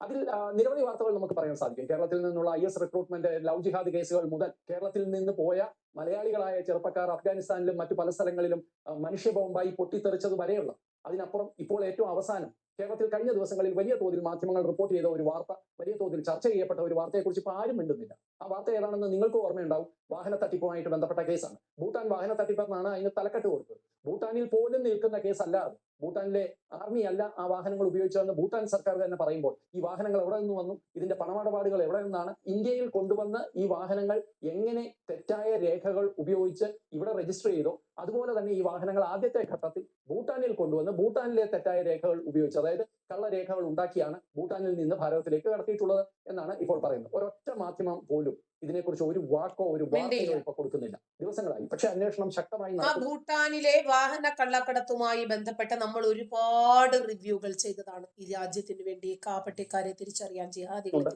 ഇനിയുള്ള ദിവസങ്ങളിൽ അതിനെക്കുറിച്ചുള്ള കൂടുതൽ വിവരങ്ങൾ പുറത്തു വരും. തീർച്ചയായിട്ടും തത്വമയി ആ ഒരു വിഷയം പുറകെ തന്നെയുണ്ട്. കൂടുതൽ വിവരങ്ങൾ ലഭിക്കുന്ന അനുസരിച്ച് പ്രേക്ഷകരുമായി അത് പങ്കുവെക്കുന്നതാണ്. ഇന്നിപ്പോൾ നമ്മൾ ഡിസ്കസ് ചെയ്യുന്നത്, നമ്മൾ സംസാരിക്കുന്ന വിഷയം മുഹമ്മദ് റാസ എന്ന ചെറുപ്പക്കാരനെ കുറിച്ചാണ്. തമ്പുരാന് നമ്മുടെ നമ്പർ ഒന്ന് കൊടുത്തേ. ിലെ ഫത്തേപൂർ ജില്ലയിലെ അണ്ടോളി എന്ന് പറയുന്ന സ്ഥലത്ത് നിന്ന് പങ്കുവെക്കുന്നത്. ഇന്നിപ്പോൾ നമ്മൾ ഡിസ്കസ് ചെയ്യുന്നത്, നമ്മൾ സംസാരിക്കുന്ന വിഷയം മുഹമ്മദ് റാസ എന്ന ചെറുപ്പക്കാരനെ കുറിച്ചാണ്. ഉത്തർപ്രദേശിലെ ഫത്തേപൂർ ജില്ലയിലെ അണ്ടോളി എന്ന് പറയുന്ന സ്ഥലത്ത് നിന്ന് വരുന്ന മുഹമ്മദ് റാസ, അയാൾ എങ്ങനെയാണ് മലപ്പുറത്ത് എത്തുന്നത്, മലപ്പുറത്തെ താമസക്കാരനാകുന്നത്? കഴിഞ്ഞ സെപ്റ്റംബർ 29 UP ഗവൺമെന്റിന്റെ ATS, ആന്റി ടെററിസ്റ്റ് സ്ക്വാഡ് ആണ് മലപ്പുറത്ത് വന്ന് ഈ മുഹമ്മദ് റാസയെ പൊക്കുന്നത്. മുഹമ്മദ് റാസയെ കുറിച്ച് മലപ്പുറത്ത് ഉള്ള പോലീസിനും ഇവിടുത്തെ അധികാരികൾക്കും UP പോലീസിന്റെ ATS നൽകിയ വിവരം അനുസരിച്ച് ഇയാൾ ഒരു മുജാഹിദീൻ ആർമി എന്ന് പറയുന്ന ഒരു സംഘടന ഉണ്ടാക്കിയിട്ടുണ്ട് എന്നും ഈ സംഘടനയുടെ പണപ്പിരിവും അതേപോലെ ഈ സംഘടനയിലേക്ക് ആൾക്കാരെ സോഷ്യൽ മീഡിയ വഴി റിക്രൂട്ട് ചെയ്യുകയൊക്കെയാണ് ഇയാൾ ചെയ്തുകൊണ്ടിരുന്നത് എന്നാണ്. പക്ഷെ അന്ന് ആ ഒരു ദിവസത്തെ വാർത്തയ്ക്ക് ശേഷം മുഹമ്മദ് റാസ എല്ലാവരുടെയും കണ്ണിൽ നിന്ന് മായുന്ന കാഴ്ചയാണ് നമ്മൾ കണ്ടത്. ദേശീയ മാധ്യമങ്ങൾ പോലും റിപ്പോർട്ട് ചെയ്ത വാർത്തയാണ്. കേരളത്തിൽ ഒരൊറ്റ മാധ്യമം പോലും പിന്നീട് രണ്ടാമതൊന്ന് റിപ്പോർട്ട് ചെയ്തതായിട്ട് ഞാൻ കണ്ടില്ല. കണ്ടിട്ടുണ്ടെങ്കിൽ ചൂണ്ടിക്കാണിക്കുക. എന്തായാലും മുഹമ്മദ് റാസയെ ഇവിടെ നിന്ന് പൊക്കിക്കൊണ്ടുപോയ UP പോലീസ് കഴിഞ്ഞ 3-4 ദിവസങ്ങളായി വെറുതെ ഇരിക്കുകയല്ല. അവർ നിരന്തരം ഇയാളെ ചോദ്യം ചെയ്യുകയാണ്. ഞെട്ടിപ്പിക്കുന്ന, അല്ലെങ്കിൽ നമ്മൾക്ക് ഒരു തരത്തിലും ചിന്തിക്കാൻ പോലും പറ്റാത്ത തരത്തിലുള്ള കാര്യങ്ങളാണ് മുഹമ്മദ് റാസയിൽ നിന്നും. അയാളോടൊപ്പം 4 കൂട്ടാളികളെ കൂടെ പിടിച്ചിട്ടുണ്ട്. അക്മൽ റാസ, സഫീൽ സൽമാനി, മുഹമ്മദ് തോഫീഖ്, കസൂർ അലി, ഇങ്ങനെ 4 പേരെ കൂടെ പിടിച്ചിട്ടുണ്ട്. ഈ 4 പേരെ കേരളത്തിൽ നിന്നല്ല പിടിച്ചിട്ടുള്ളത്, ഇന്ത്യയുടെ വിവിധ ഭാഗങ്ങളിൽ നിന്നാണ്. ഇവരെല്ലാം ഈ മുജാഹിദീൻ ആർമി എന്ന് പറയുന്ന സംഘടനയുടെ അംഗങ്ങളാണ്. ഇവരെല്ലാം റിക്രൂട്ട്മെന്റും പണപ്പിരിവും നടത്തിക്കൊണ്ടിരിക്കുന്ന ആൾക്കാരാണ്. എന്താണ് മുഹമ്മദ് റാസയിൽ നിന്ന് കിട്ടിയ വിവരങ്ങൾ? ആദ്യ ദിവസം തന്നെ ATS കേരളത്തിലെ സംസ്ഥാന സർക്കാരിനും സംസ്ഥാന പോലീസിനും ഒക്കെ കൊടുത്ത വിവരങ്ങൾ അനുസരിച്ച് ഈ മുജാഹിദീൻ ആർമി എന്ന് പറയുന്ന ഈ സംവിധാനം തന്നെ ഇവർ ഉണ്ടാക്കിയതാണ്. പക്ഷെ ഇവരുടെ പിന്നിൽ പാകിസ്ഥാനി ഹാൻഡ്ലേഴ്സ് ഉണ്ട്. പാകിസ്ഥാനിന്റെ നിർദ്ദേശം അനുസരിച്ച്, ISIയുടെ നിർദ്ദേശം അനുസരിച്ച്, അവരുടെ ഇന്ത്യയിലെ സ്ലീപ്പിംഗ് സെൽസിന്റെ നിർദ്ദേശം അനുസരിച്ചാണ് ഈ മുജാഹിദീൻ ആർമി ഉണ്ടാക്കിയിരിക്കുന്നത്. ഈ ആർമി ഉണ്ടാക്കിയിരിക്കുന്നത് ഇന്ത്യയിലെ സർക്കാരിനെ, UPയിലെ പോലെയുള്ള സംസ്ഥാന സർക്കാരുകളെ മറിച്ചിടാനും അവിടെ ശരിയത്ത് നിയമം കൊണ്ടുവരാനും വേണ്ടിയുള്ള വലിയ ലക്ഷ്യത്തോടു കൂടിയാണ് എന്നാണ് UPയിലെ ATS പറയുന്നത്. പക്ഷെ ഇതൊന്നും അത്ര എളുപ്പമുള്ള കാര്യമല്ല എന്ന് ഇത് കേൾക്കുന്ന ആർക്കും അറിയാം. ഇന്ന് 3, 4, 5 ചെറുപ്പക്കാരുടെ ഒരു മുജാഹിദീൻ ആർമി വിചാരിച്ചാൽ ഒരു സർക്കാരിനെ മറിച്ചിടാൻ പറ്റില്ല. അപ്പോൾ പിന്നെ എന്താണ് ഇവരുടെ ഉദ്ദേശം? അതാണ് കഴിഞ്ഞ ദിവസങ്ങളായി ഇവരുടെ ചോദ്യം ചെയ്യലിൽ നിന്ന്, നമ്മളുടെ അന്വേഷണത്തിൽ നിന്ന്, നമ്മൾ ഇതിന്റെ പുറകെ തന്നെ നിൽക്കുന്നത് കൊണ്ട് ചില വിവരങ്ങളൊക്കെ നമ്മൾക്ക് ലഭിക്കുന്നുണ്ട്. അതിന്റെ അടിസ്ഥാനത്തിൽ നമുക്ക് പറയാൻ സാധിക്കും, ഈ വലിയ ലക്ഷ്യങ്ങളൊക്കെ പുറമേ പറയുന്നുണ്ടെങ്കിലും ഉള്ളിലെ ലക്ഷ്യം മറ്റൊന്നുമല്ല. ഭാരതത്തിനുള്ളിൽ, ഞാൻ നേരത്തെ പല വീഡിയോകളിലും പറഞ്ഞതുപോലെ, ഭാരതത്തിനുള്ളിൽ കലാപം ഉണ്ടാക്കുകയാണ്. ഈ മുഹമ്മദ് റാസ എന്തിനാണ് കേരളത്തിലെ മലപ്പുറത്ത് വന്ന് താമസിക്കുന്നത്? ഇത് അയാളോട് ആദ്യം തന്നെ ചോദിച്ച ചോദ്യമാണ്. അതിന്റെ ഉത്തരമാണ് യഥാർത്ഥത്തിൽ കേരളം എങ്ങനെ ഈ ഇസ്ലാമിക തീവ്രവാദത്തിന്റെ ആഗോള ഇസ്ലാമിക തീവ്രവാദത്തിന്റെ സ്കീമിൽ ലോകത്തിന്റെ ഏതു കോണിലുള്ള ഭീകരനാണെങ്കിലും കൊടും തീവ്രവാദിക്കാണെങ്കിലും ശരി, കേരളത്തിൽ സുരക്ഷിതമായ താവളമൊരുക്കാൻ കേരളത്തിന്റെ മത ജിഹാദികൾ സന്നദ്ധരാണ്, തയ്യാറാണ്. ജോസഫ് മാഷിന്റെ കയ്യും കാലും വെട്ടിയ സവാദിന് 10 വർഷം കവചമൊരുക്കിയതാരാ? Popular front. എവിടെയാ? കണ്ണൂര്. ഒരു പെൺകുട്ടി ചെറിയമ്മയ്ക്ക് പായസവുമായി പച്ച പട്ടുപാവാടയും ഉടുപ്പും ഇട്ട് ഒരു ദിവസം ഉച്ചയ്ക്ക് പോയതാ ഓണത്തിന്റെ പായസം കൊടുക്കാൻ. 10 വർഷമായി പെൺകുട്ടിയെ കാണാനില്ല. അവളുടെ പേര് സജിത. 10 വർഷം കഴിഞ്ഞപ്പോൾ തൊട്ടടുത്ത വീട്ടില് ഒരു മുറിയിൽ ലവ് ജിഹാദിൽ അകപ്പെട്ട് അടുത്ത വീട്ടിലെ പയ്യന്റെ ഭാര്യയായി എല്ലും തോലിയുമായി സൂര്യപ്രകാശം കാണാതെ വീട്ടിൽ നിന്നും പുറത്തിറങ്ങാതെ 10 വർഷമായിട്ട് ആ വീട്ടിനകത്തുണ്ടായിരുന്നത്രേ. തൊട്ടടുത്ത് മാതാപിതാക്കൾ അലമുറയിട്ട് കരയുന്നു, അന്വേഷിക്കുന്നു, തേടി നടക്കുന്നു. ഇവൾ അറിയുന്നേയില്ല. 10 വർഷം തൊട്ടടുത്ത വീട്ടിൽ. കേരളത്തിലാണ് നടന്നത്. യു പിയിലായിരുന്നെങ്കിൽ പൊളിച്ചേനെ അല്ലേ? 10 വർഷം കഴിഞ്ഞപ്പോൾ സജിതയ്ക്ക് പട്ടുപാവാടയില്ല, സജിതയുടെ നെറ്റിയിൽ പൊട്ടില്ല, തലയിൽ ഷാളുണ്ട്. സജിത തൽക്കാലം സാജിത ആയിട്ട് മാറി. ലവ് ജിഹാദിന്റെ ഭീകരതയാ. അപ്പോൾ 10 വർഷം സവാദ് ഒളിവിൽ കഴിഞ്ഞത് വലിയ കാര്യമാണോ? ആണോ? യു പി സ്വദേശിയായിട്ടുള്ള മുഹമ്മദ് റാസ വന്ന് കേരളത്തെ മുഴുവനും തീവ്രവാദത്തിന്റെ ഭീതിയിലാഴ്ത്താനും യു പിയിലെ ഭരണത്തെ അട്ടിമറിക്കാൻ ഒരു സംഘത്തെ ഉണ്ടാക്കുന്നതിനും വേണ്ടി കേരളത്തിൽ മലപ്പുറത്ത് വന്ന് സ്ഥിരതാമസമാക്കി എന്ന് പറഞ്ഞാൽ അത്ഭുതം എനിക്ക് തോന്നില്ല. ഉപയോഗിക്കപ്പെടുന്നു എന്നുള്ളതിന് കൃത്യമായ തെളിവ്. കേരളത്തിൽ ഇയാൾ വന്നത് പണം സ്വീകരിക്കാനാണ്, ഹവാല പണം സ്വീകരിക്കാനാണ്. അത് ലക്ഷക്കണക്കിന് രൂപയാണ് എന്നാണ് ഇയാൾ ATSനോട് ഇപ്പോൾ വെളിപ്പെടുത്തിയിരിക്കുന്നത്. ഇയാൾക്ക് വിദേശത്ത് നിന്ന് ഹവാല വഴി ഈ പണം സ്വീകരിക്കാനും ആ പണം ഇവിടെ നിന്ന് കൊണ്ടുപോകാനും, ഒരുപക്ഷെ അയാൾ ഇവിടെ നിന്ന് വിവിധ അക്കൗണ്ടുകളിലേക്ക് അത് അയക്കുകയായിരിക്കാം ചെയ്തത്, അല്ലെങ്കിൽ ക്യാഷായിട്ട് കൊണ്ടുപോകാനാണോ അത് നമുക്കറിയില്ല. പക്ഷേ കേരളത്തിൽ വന്നത് ഏതോ ഒരു ഹവാല ഏജന്റിന്റെ കയ്യിൽ നിന്ന് പണം സ്വീകരിക്കാനാണ് എന്നാണ് ഇപ്പോൾ ATSന് ലഭിച്ചിട്ടുള്ള വിവരം. ഇത് ഒരു കാര്യം മാത്രമാണ്, നമുക്ക് എല്ലാവർക്കും വർഷങ്ങളായിട്ട് അറിയാവുന്ന കാര്യമാണ് കേരളത്തിൽ നടക്കുന്ന ഈ ഹവാല ഇടപാടുകൾ. ഈ ഹവാല ഇടപാടുകൾ വെറും കള്ളപ്പണ ഇടപാടുകൾ മാത്രമല്ല, പലപ്പോഴും അതേ റൂട്ട്, അതേ ഇൻഫ്രാസ്ട്രക്ചർ ഉപയോഗിച്ച് ഇവിടെ ഭീകരവാദത്തിനും മറ്റു കാര്യത്തിനും ഒക്കെ പണം വന്നിട്ടുണ്ട്. ഇവിടെ കണ്ടെയ്നറിൽ പോലും, അല്ലെങ്കിൽ തന്നെയും കണ്ടെയ്നറുകൾ കണക്കിന് പണം ഈ കേരളത്തിലേക്ക് പോപ്പുലർ ഫ്രണ്ടിന്റെയും SDPIയുടെയും ബാനറിൽ വന്നിറങ്ങിയത് ആര് കൊണ്ടുപോയി? ഈ പണം എന്തിനു വേണ്ടി വിനിയോഗിച്ചു? ആരുടെ അക്കൗണ്ടുകളിൽ വന്നു? 1500ഓളം ബാങ്ക് അക്കൗണ്ടുകളാണ് NIA പിടിച്ചെടുത്തതും ED മരവിപ്പിച്ചതും. എന്തിനു വേണ്ടി? ഈ പണമൊക്കെ ആരയച്ചു? ആർക്ക്? നമ്മളെ പരിചയമില്ലാത്ത ഒരാൾ പെട്ടെന്ന് നമുക്ക് പണം അയക്കുമോ? ഇതിന്റെ പിന്നിലുള്ള ഭീകര ബന്ധങ്ങൾ എന്തൊക്കെയായിരുന്നു? അദ്ദേഹം അത് പറയുന്നെന്ന് തോന്നുന്നു. നോക്കട്ടെ. ഈ ഹവാല ഇടപാടുകൾ വെറും കള്ളപ്പണ ഇടപാടുകൾ മാത്രമല്ല, പലപ്പോഴും അതേ റൂട്ട്, അതേ ഇൻഫ്രാസ്ട്രക്ചർ ഉപയോഗിച്ച് ഇവിടെ ഭീകരവാദത്തിനും മറ്റു കാര്യത്തിനും ഒക്കെ പണം വന്നിട്ടുണ്ട്. ഇവിടെ കണ്ടെയ്നറിൽ പോലും പണം വന്നിട്ടുള്ള ഒരു സംസ്ഥാനമാണ് കേരളം. അതുകൊണ്ട് കേരളം അങ്ങനെ വളരെ ശാന്തസുന്ദരമായ മതസൗഹാർദ്ദത്തിന്റെ കേന്ദ്രമാണ് എന്നൊക്കെ പറയുന്നോട്ടെ. പക്ഷെ മറുവശത്ത് ഇങ്ങനെ ഒരു വശം കൂടി ഉണ്ട് എന്നുള്ളത് വർഷങ്ങൾ മുമ്പേ തെളിഞ്ഞാണ്. ഇന്ത്യയിൽ തന്നെ ഏറ്റവും കൂടുതൽ ആൾക്കാർ ഇസ്ലാമിക് സ്റ്റേറ്റിലേക്ക് പോയ സംസ്ഥാനമാണ് കേരളം എന്ന് പറയുമ്പോൾ തന്നെ നമുക്ക് കേരളത്തിന്റെ ഭീകരത നമുക്ക് നിമിഷ ഫാത്തിമ മാത്രമല്ല, സോണിയ സെബാസ്റ്റ്യനോ റാഷിദ് അബ്ദുള്ള മാത്രമല്ല, നമുക്ക് എത്രയോ മുമ്പ് തന്നെ തെളിഞ്ഞിട്ടുള്ള സംഗതിയാ. പക്ഷേ അത് അംഗീകരിക്കാൻ പ്രയാസമുള്ളവർക്ക് ഇതിന്റെ ഒരുപാട് ബെനിഫിറ്റുകൾ ലഭിക്കുന്നത് കൊണ്ടാണ്. ഈ മതഭീകരതയ്ക്ക് ഏറ്റവും പേരുകേട്ട നാടായി ഈ കേരളം മാറിയിട്ടും ഇത്തരം വാർത്തകളൊന്നും എവിടെയും ആരും റിപ്പോർട്ട് ചെയ്യുന്നത് നമ്മൾ ആരും കാണുന്നില്ലല്ലോ. കാരണം എന്താ? അയ്യോ, ഇസ്ലാമിന് വലിയ രൂപത്തിൽ പരിക്ക് പറ്റിപ്പോകും. ഇസ്ലാമിന് പരിക്ക് പറ്റുന്ന രൂപത്തിലുള്ള ഒരു വാർത്തകളും എവിടെയും റിപ്പോർട്ട് ചെയ്യപ്പെടരുത്. ഒന്ന്. രണ്ടാമത്തെ കാര്യം, എതിർവശത്തു വരുന്നത് നമ്മുടെ സ്വന്തം മുറിയൻസ് ടീമാണെങ്കിൽ ആ വാർത്തകൾ റിപ്പോർട്ട് ചെയ്യുമ്പോൾ ഒന്ന് പേടിക്കണം. ഇപ്പോ ഫരീദാബാദിലെ അൽഫല യൂണിവേഴ്സിറ്റിയിൽ നിന്ന് പിടിക്കപ്പെട്ട ഡോക്ടർമാരൊക്കെ കാശ്മീർ സ്വദേശികളായിരുന്നു. കാശ്മീർ സ്വദേശികളായിട്ടുള്ള 312 ഡോക്ടർമാരെ ഉൾപ്പെടുത്തിയ ടെലഗ്രാം ഗ്രൂപ്പാണ് NIA കണ്ടെത്തിയത്. അപ്പോൾ നമ്മുടെ കാശ്മീരിന്റെ സ്വന്തം മുഖ്യമന്ത്രി ഉമർ അബ്ദുള്ള അയാൾ എന്ത് പറഞ്ഞിട്ടാണ് അതിനെ ന്യായീകരിക്കാൻ ശ്രമിച്ചത്? 2 കാര്യങ്ങളാണ് പറഞ്ഞത്. ഒന്ന്, കാശ്മീരിലെ എല്ലാ മുസ്ലിങ്ങളും തീവ്രവാദികളല്ല. ഓ, നമ്മളാരും അങ്ങനെ പറഞ്ഞിട്ടില്ലല്ലോ. അങ്ങനെ ഇദ്ദേഹത്തിന് പറയാൻ തോന്നിയ സാഹചര്യം എന്താണ്? അങ്ങനെ ധരിച്ചു പോകുമല്ലേ. കാരണം ഈ പിടിക്കപ്പെട്ട ഡോക്ടർമാരെല്ലാം കാശ്മീരികളായിരുന്നു. അങ്ങനെ സംശയിച്ചാലും കുഴപ്പമൊന്നുമില്ലല്ലോ. രണ്ടാമത്തെ അദ്ദേഹത്തിന്റെ പ്രസ്താവന, ഭീകരവാദികളോട് താൻ എപ്പോഴും തല്ലും വേദനിക്കില്ല, തടവും സുഖിപ്പിക്കും. അത്തരമൊരു മൃദു സമീപനമാണ് മുൻ മുഖ്യമന്ത്രിയായിട്ടുള്ള ഫാറൂഖ് അബ്ദുള്ള സ്വീകരിച്ചത്. ഓപ്പറേഷൻ സിന്ദൂർ കൊണ്ട് എന്ത് ഗുണം കിട്ടിയെന്ന് ആള് ചോദിച്ചത്. ഒരു ഗുണവും കിട്ടിയിട്ടില്ല. നമ്മുടെ 18 പേര് മരിച്ചു, നമ്മുടെ അതിർത്തികളിൽ വിട്ടുവീഴ്ചകൾ ചെയ്യപ്പെട്ടു എന്നാ കക്ഷി പറഞ്ഞു.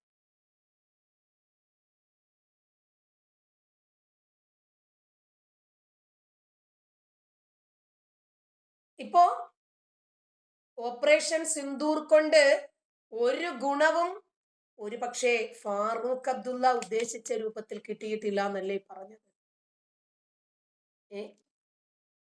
കിട്ടേണ്ട പോലെ കിട്ടിയിട്ടുണ്ടല്ലേ കിട്ടേണ്ടുന്നവർക്ക്. ഈ രാജ്യത്തിന് അതൊരു മുതൽക്കൂട്ടായിരുന്നു. ഈ രാജ്യത്തുള്ള മുഴുവൻ ആളുകളും, രാജ്യസ്നേഹികളായിട്ടുള്ള മുഴുവൻ ആളുകളും അതിൽ സന്തോഷിക്കുക ചെയ്തത്. ചെങ്കോട്ട സ്ഫോടനത്തിൽ പിടിക്കപ്പെട്ട MBBS വിദ്യാർത്ഥികളും ഡോക്ടർമാരുമൊക്കെ ബംഗാളിലെ ഒളിസ്ഥലത്ത് നിന്നും അറസ്റ്റ് ചെയ്തത് NIA ആണ്.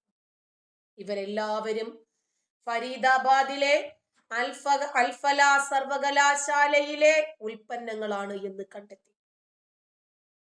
ഏതാണ്ട് ഈ ഡൽഹിയിലെ ബോംബ് സ്ഫോടനവുമായി ബന്ധപ്പെട്ട അറസ്റ്റിലായവരൊക്കെ ഡോക്ടർമാർ. എന്നിട്ടും ഉമർ അബ്ദുള്ള എന്തൊന്നിനെയാണ് മറച്ചു വെക്കാൻ ശ്രമിക്കുന്നത് എന്ന് നോക്ക്. ഇവർക്ക് ആരെയാണ് ഇത്ര വലിയ രൂപത്തിൽ സുഖിപ്പിക്കേണ്ടത്, സംരക്ഷിക്കേണ്ടത്? നമ്മുടെ കേരളത്തില് പല വാർത്തകളും റിപ്പോർട്ട് ചെയ്യാൻ പോലും ആളുകൾക്ക് ഭയമാണ്. പല വാർത്തകളും. അയ്യോ, എതിരാളികൾ സ്വിച്ച് ഇടാതെ, എതിരാളികൾ ഏത് രൂപത്തിലാണ് അതിനെ എടുക്കുന്നത് എന്നറിയില്ലല്ലോ, പേടിയാണ്. അതേപോലും എതിർഭാഗത്തൊരു സംഘി വരട്ടെ, ഒരു ഹൈന്ദവ നാമധാരി വരട്ടെ, ആ വാർത്തകൾ ഹൈലൈറ്റ് ചെയ്യപ്പെടും. ഉമർ അബ്ദുള്ളയ്ക്കും സുഖിപ്പിക്കേണ്ടത് സ്വന്തം സമുദായത്തെയാണ്. അങ്ങനെയുള്ള ചില രാജ്യസ്നേഹികളുടെ കുപ്പായമണിഞ്ഞു വരുന്ന രാജ്യവിരുദ്ധരെ കൂടി നമ്മളൊന്ന് മനസ്സിലാക്കണം. ഇത്തരം ചില സാഹചര്യങ്ങളിൽ ഇപ്പോ ഈ അൽഫല യൂണിവേഴ്സിറ്റിയിലെ ഡോക്ടർമാരുടെ ഡൽഹി സ്ഫോടനവുമായി ബന്ധപ്പെട്ട് ഈ സ്ഫോടക വസ്തുക്കൾ സൂക്ഷിച്ചിരുന്ന കാശ്മീരിലെ പോലീസ് സ്റ്റേഷൻ വരെ പൊട്ടിത്തെറിച്ച് 9 പോലീസുകാർ മരിക്കുകയും 30 പോലീസുകാർ അത്യാസന്ന നിലയിൽ ഭാഗികമായി പൊള്ളലേറ്റ്, ഗുരുതരമായി പൊള്ളലേറ്റ് ആശുപത്രിയിലാകുകയും ചെയ്തു. എത്ര മാധ്യമങ്ങൾ അത് വാർത്തയാക്കി. കാശ്മീരില് ഡോക്ടർമാര് പിടിക്കപ്പെട്ടത് മുസ്ലിങ്ങളായിരുന്നു. പോലീസ് സ്റ്റേഷൻ പൊട്ടിത്തെറിപ്പിച്ചത് മുസ്ലിങ്ങളാണ്. കാരണം അവിടെയാണ് തൊണ്ടി മുതല് സൂക്ഷിച്ചിരുന്നത്. പക്ഷേ ഈ കേരളത്തിൽ പാലത്തായി, കൂടത്തായി അല്ല കേട്ടോ, പാലത്തായി കേസ് എന്ത് നല്ല രൂപത്തിലാണ് ആഘോഷിച്ചിരുന്നതെന്ന് നിങ്ങൾ കണ്ടോ? ഒരു മുസ്ലിം ഭൂരിപക്ഷ പ്രദേശം പാലത്തായി. അവിടുത്തെ UP സ്കൂളിൽ അധ്യാപകനായിട്ട് പത്മരാജൻ എന്ന് പറയുന്ന മാഷ് വരുന്നു. അദ്ദേഹം തന്റെ ഫേസ്ബുക്ക് പേജില് പൗരത്വ നിയമ ഭേദഗതിയെ അനുകൂലിക്കുന്നു. പാകിസ്ഥാൻ, അഫ്ഗാനിസ്ഥാൻ, ബംഗ്ലാദേശ് എന്നിവിടങ്ങളിൽ വന്ന 7-8 മതവിഭാഗങ്ങൾക്ക് പൗരത്വം നൽകണം. മതത്തിന്റെ പേരിൽ ഈ 3 രാജ്യങ്ങളിൽ നിന്നും വിവേചനം അനുഭവിച്ച് സ്വന്തം രാജ്യത്ത് നിൽക്കാൻ പറ്റാത്ത പരിതസ്ഥിതിയിലുള്ള ആളുകൾ പലായനം ചെയ്യപ്പെട്ട് ഇന്ത്യയിലെത്തിയിട്ടുണ്ട്. അവർക്ക് പൗരത്വം നൽകാൻ ഇന്ത്യ ബാധ്യസ്ഥരാണ് എന്ന രൂപത്തിൽ പൗരത്വ ഭേദഗതിയെ അംഗീകരിക്കുന്നു, അനുകൂലിക്കുന്നു. അന്ന് അദ്ദേഹം അവിടുത്തെ ഒരു പ്രാദേശിക BJP ഭാരവാഹി കൂടിയായിരുന്നു. പിന്നീട് ആ പ്രദേശത്തുള്ള ആളുകൾ ഈ ഫേസ്ബുക്ക് പോസ്റ്റ് കണ്ടു, പിന്നെ പെട്ടെന്ന് വൈറലാകുമല്ലോ. ആളുകൾ ഈ പൗരത്വ ഭേദഗതിയെ കുറിച്ച് അദ്ദേഹം പറഞ്ഞത് ശരിയല്ല എന്ന രൂപത്തില് പോസ്റ്റുകൾ ഇടുന്നു, പ്രശ്നം വൈറലാക്കുന്നു, അദ്ദേഹത്തിനെ കുറിച്ചിട്ട് പരാതി പറയുന്നു. അദ്ദേഹം ഒരു സംഖ്യയാണല്ലോ. അങ്ങനെ ഒരു അധ്യാപകനായി ഗവൺമെന്റ് ജോലിയിൽ ഇരിക്കുമ്പോൾ ഒരിക്കലും താൻ അത് ചെയ്യാൻ പാടില്ലാത്തതാണ് എന്ന് മറ്റുള്ളവർ പറഞ്ഞതിനനുസരിച്ച് സഹപ്രവർത്തകരും തനിക്കെതിരായി എന്ന് മനസ്സിലാക്കിയ അധ്യാപകൻ ആ പോസ്റ്റ് പിൻവലിക്കുന്നു. അത് കഴിഞ്ഞിട്ട് കുട്ടികളെ ക്യാൻവാസ് ചെയ്യുന്നതിന് വേണ്ടി അവിടുത്തെ ആ സ്കൂളിലെ അറബി അധ്യാപകർ വീട് വീടാന്തരം കയറി ഇറങ്ങുന്നു. കാരണം ഇനി ആ അധ്യാപകനെ സ്കൂളിൽ വെച്ചുകൊണ്ടിരിക്കാൻ പാടില്ല. അപ്പൊ അതിനകത്ത് ഒരു മുസ്ലിം വ്യക്തി ടീച്ചറോട് പറയുന്നു, ഏതെങ്കിലും കേസിൽ അയാളെ കുടുക്കണം, എന്നിട്ട് ആ സ്കൂളിൽ നിന്നും അയാളെ പറഞ്ഞു വിടണം. ഇതാണ് പാലത്തായിയിലെ പത്മരാജൻ എന്ന് പറയുന്ന അധ്യാപകനെതിരെ മുസ്ലിം ജിഹാദികൾ കാട്ടിക്കൂട്ടിയ ഒന്നാമത്തെ തന്ത്രം. ആ സ്കൂളിൽ പഠിക്കുന്ന ഒരു 10 വയസ്സുള്ള മുസ്ലിം പെൺകുട്ടി ഈ അധ്യാപകനെ ശുചിമുറിയിൽ വെച്ച് 2 മാസങ്ങൾക്കിടയിൽ 3 തവണ തന്നെ ഈ അധ്യാപകൻ ബലാത്സംഗം ചെയ്തു എന്നും അതിൽ 2 തവണ ഒരേ ദിവസം തന്നെയാണ് തന്നെ ബലാത്സംഗം ചെയ്തതെന്നും ഈ 10 വയസ്സുകാരി ആരോപണം ഉന്നയിക്കുന്നു. നേരത്തെ പറഞ്ഞ കേസിൽ കുടുക്കി ഈ അധ്യാപകന്റെ ജോലി കളയിക്കാൻ കണ്ട കേസിൽ കൂടി ഒഴിവാക്കിക്കൂടെ എന്ന് ചോദിച്ച അതേ ആളുടെ സഹോദരിയുടെ മകളാണ് ഈ ആരോപണം ഉന്നയിക്കുന്ന 10 വയസ്സുകാരി. തുടർന്ന് പാലത്തായി പീഡന കേസിന്റെ ചുരുളുകൾ സമൂഹ മാധ്യമങ്ങളിൽ അഴിക്കുവാണ്. 2020 മാർച്ച് 17 തുടങ്ങുന്നു അട്ടഹാസം. പെൺകുട്ടി താൻ ബലാത്സംഗം ചെയ്യപ്പെട്ടു എന്ന് പറയപ്പെടുന്ന ശുചിമുറി ആ സ്കൂളിലെ 400-ലധികം കുട്ടികൾ ഉപയോഗിക്കുന്ന സ്ഥലം. പീഡനം നടന്നത് രാവിലത്തെ ഇന്റർവെൽ സമയമായിട്ടുള്ള 11:30 മണിക്കാണ്. ഉച്ചക്കത്തെ ലഞ്ചിന് സമയമായ 1 മണിക്കും ഇടയ്ക്കുള്ള ഒരു സമയം. അപ്പോ ഈ സംഭവം നടന്ന ടോയ്ലറ്റ്, ബാത്റൂം ഇത് മേൽക്കൂരയില്ലാത്തതാണ്. വലിയ ഒരു ഹാള് പോലെ ഒരാൾ പൊക്കത്തിന് മൊത്തമായിട്ട് കെട്ടി അത് 6ആയിട്ട് ഭാഗിച്ച് ഓരോ ഭാഗങ്ങളിലും ഒരേ സമയം 6 കുട്ടികൾക്ക് ഉപയോഗിക്കാവുന്ന രീതിയിലാണ് പണിഞ്ഞിട്ടുള്ളത്. സ്കൂളിലെ ബാത്റൂം. കൃത്യം നടന്നു എന്ന് പറയുന്ന മുറിക്ക് കുറ്റിയും കൊളുത്തുമൊന്നുമില്ല.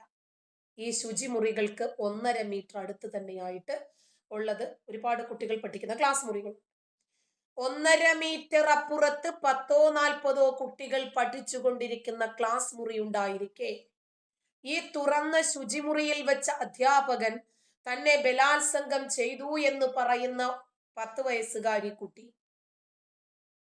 അത് മൊബൈലിൽ തന്റെ നഗ്നചിത്രം എടുത്ത് അവളുടെ ഉമ്മയ്ക്കും കൂട്ടുകാരിക്കും അയച്ചു എന്നും കൂടി പറയുന്നു. അലറി വിളിച്ചിട്ടില്ല, ബഹളം ഉണ്ടാക്കിയിട്ടില്ല, കുതറി മാറാൻ ശ്രമിച്ചിട്ടില്ല, മറ്റുള്ളവരെ അറിയിക്കാനോ രക്ഷപ്പെടാനോ ശ്രമിച്ചിട്ടില്ല.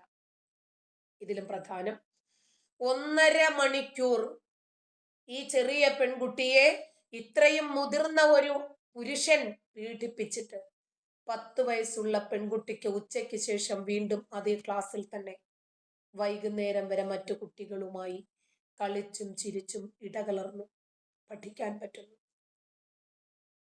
ആരുമായിട്ടും കുട്ടി ഇത് ഷെയർ ചെയ്തിട്ടില്ല. ബലാത്സംഗം ചെയ്യപ്പെട്ടപ്പോൾ നിലവിളിച്ചില്ല, കുതറി മാറി രക്ഷപ്പെടാൻ നോക്കിയില്ല. 1.5 മീറ്റർ മാത്രമുള്ള സഹപാഠികൾ ഓടി വന്ന് രക്ഷപ്പെടുത്തിയില്ലേ? കുട്ടിയെ പരിശോധിച്ച ഡോക്ടർ ബലാത്സംഗം നടന്നിട്ടില്ല എന്ന് പറഞ്ഞു.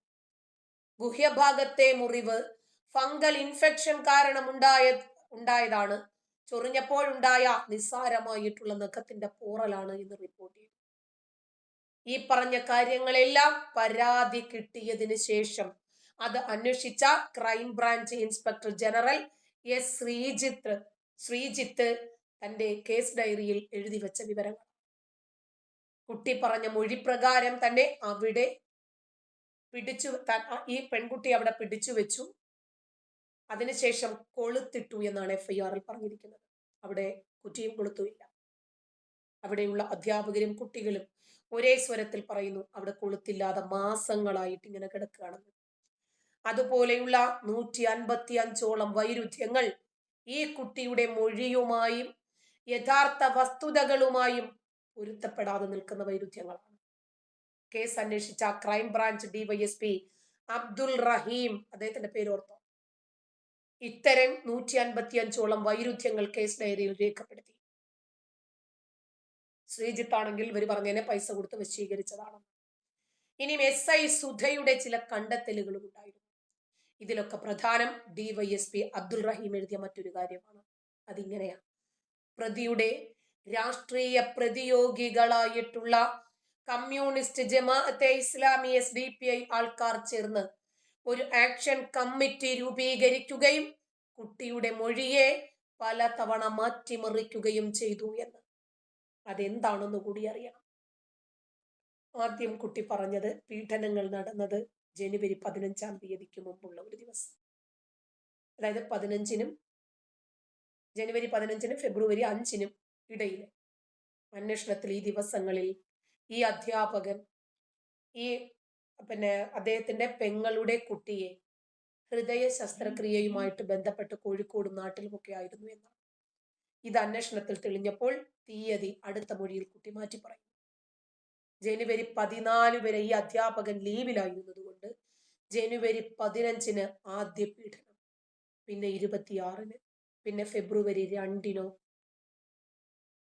2-ാം ശനിയാഴ്ചയും ഒക്കെ ആക്കി ഇവർ മാറ്റുവാണ്. ഈ പറഞ്ഞ ദിവസങ്ങളിൽ ഫെബ്രുവരി 2-ാം തീയതി സ്കൂൾ ഉണ്ടായിരുന്നില്ല. മറ്റു ദിവസങ്ങളിൽ അദ്ദേഹത്തിന്റെ മൊബൈൽ ഫോൺ നാട്ടിൽ തന്നെയായിരുന്നു, പാലത്തായിലായിരുന്നില്ല എന്നും തെളിഞ്ഞിട്ടുണ്ട്. ജനുവരി 26-ാം തീയതി റിപ്പബ്ലിക് ഡേ ആണ്, സ്കൂൾ അവധിയാണ്. അന്ന് ഈ അധ്യാപകൻ സ്കൂളിൽ എത്തിയിരുന്നില്ല എന്നും തെളിഞ്ഞു. അതുപോലെ 3-ാം തവണ ബലാത്സംഗം ചെയ്ത ഫെബ്രുവരി 2-ാം തീയതി മാഷ് തന്നെ പാനൂരിലുള്ള ഒലീവ് ഹോട്ടലിൽ കൊണ്ടുപോയി എന്നും ബലാത്സംഗ ശേഷം അവിടെ നിന്ന് പൊയിലൂരിലുള്ള ഒരു അമ്പലത്തിലെത്തിച്ചു എന്നും ക്ഷേത്ര പൂജാരി എന്തോ തീർത്ഥം കുടിപ്പിക്കുകയും സിന്ദൂരം ചാർത്തുകയും ഹിന്ദു പേര് വിളിക്കുകയും ചെയ്തു. അതിനുശേഷം അങ്ങോട്ടേക്ക് 5000 നമ്പറുള്ള ബുള്ളറ്റിൽ വന്ന ഒരാളുടെ കൂടെ തന്നെ പറഞ്ഞയക്കുകയും ചെയ്തു. അയാള് അടുത്തുള്ള ഒരു വീട്ടിലേക്ക് കൊണ്ടുപോയ ശേഷം തന്നെ ബലാത്സംഗം ചെയ്യുകയും അത് കഴിഞ്ഞ് അവിടെയുള്ള ബാത്ത് ടബിൽ മുക്കി തന്നെ കൊല്ലാൻ ശ്രമിക്കുകയും അത് കഴിയാതെ വന്നപ്പോൾ തിരികെ അവിടേക്ക് വന്ന മാഷിന്റെ കൂടെ അയക്കുകയും മാഷ് തന്നെ വീട്ടിലേക്ക് തിരികെ കൊണ്ടാക്കുകയും ചെയ്തു എന്നാണ് മൊഴി. നടന്നതൊന്നും അവൾ ആരോടും പറയില്ല എന്ന് കരുതാനും മാത്രം. ഇത്ര മണ്ടന്മാരാണോ നമ്മുടെ ജഡ്ജിമാർ? ഒരു വധശ്രമം കഴിഞ്ഞിട്ട് പോലും മൊഴിയിലെ കാര്യങ്ങൾ പരിശോധിച്ച DYSP അബ്ദുൾ റഹീം ഈ പറഞ്ഞ കാര്യങ്ങൾ മുഴുവനും കള്ളമാണ് എന്ന് അന്വേഷിച്ച് ഡയറിയിൽ എഴുതി. അങ്ങനെ ഒരു അമ്പലമോ ഹോട്ടലോ വീടോ ഒന്നുമേ അവിടങ്ങളിലില്ല. ഇങ്ങനെ അദ്ദേഹം എഴുതി വെച്ചു. കുട്ടിയുടെ മാനസിക നില പരിശോധിക്കണമെന്ന് ആവശ്യപ്പെട്ടു. അതിനനുസരിച്ച് കുട്ടിയെ സൈക്കോ സോഷ്യൽ ടെസ്റ്റിന് വിധേയമാക്കി. കുട്ടിക്ക് സ്ഥിരമായി കള്ളം പറയുന്ന സ്വഭാവമുണ്ടെന്നും മൂഡ് സ്വിങ്, അതായത് വളരെ ഹാലൂസിനേഷനും ഒക്കെ ഉണ്ടെന്നും നടക്കാത്ത കാര്യങ്ങൾ നടക്കുന്നതായി സങ്കല്പിച്ച് കാൽപ്പനികമായി സംസാരിക്കുന്ന സ്വഭാവക്കാരിയാണെന്നും അബ്നോർമലായ രീതിയിൽ സെൻസിറ്റീവ് ആണ് എന്നുമൊക്കെയുള്ള റിപ്പോർട്ടുകളാണ് കോടതിയിൽ സമർപ്പിച്ചത്.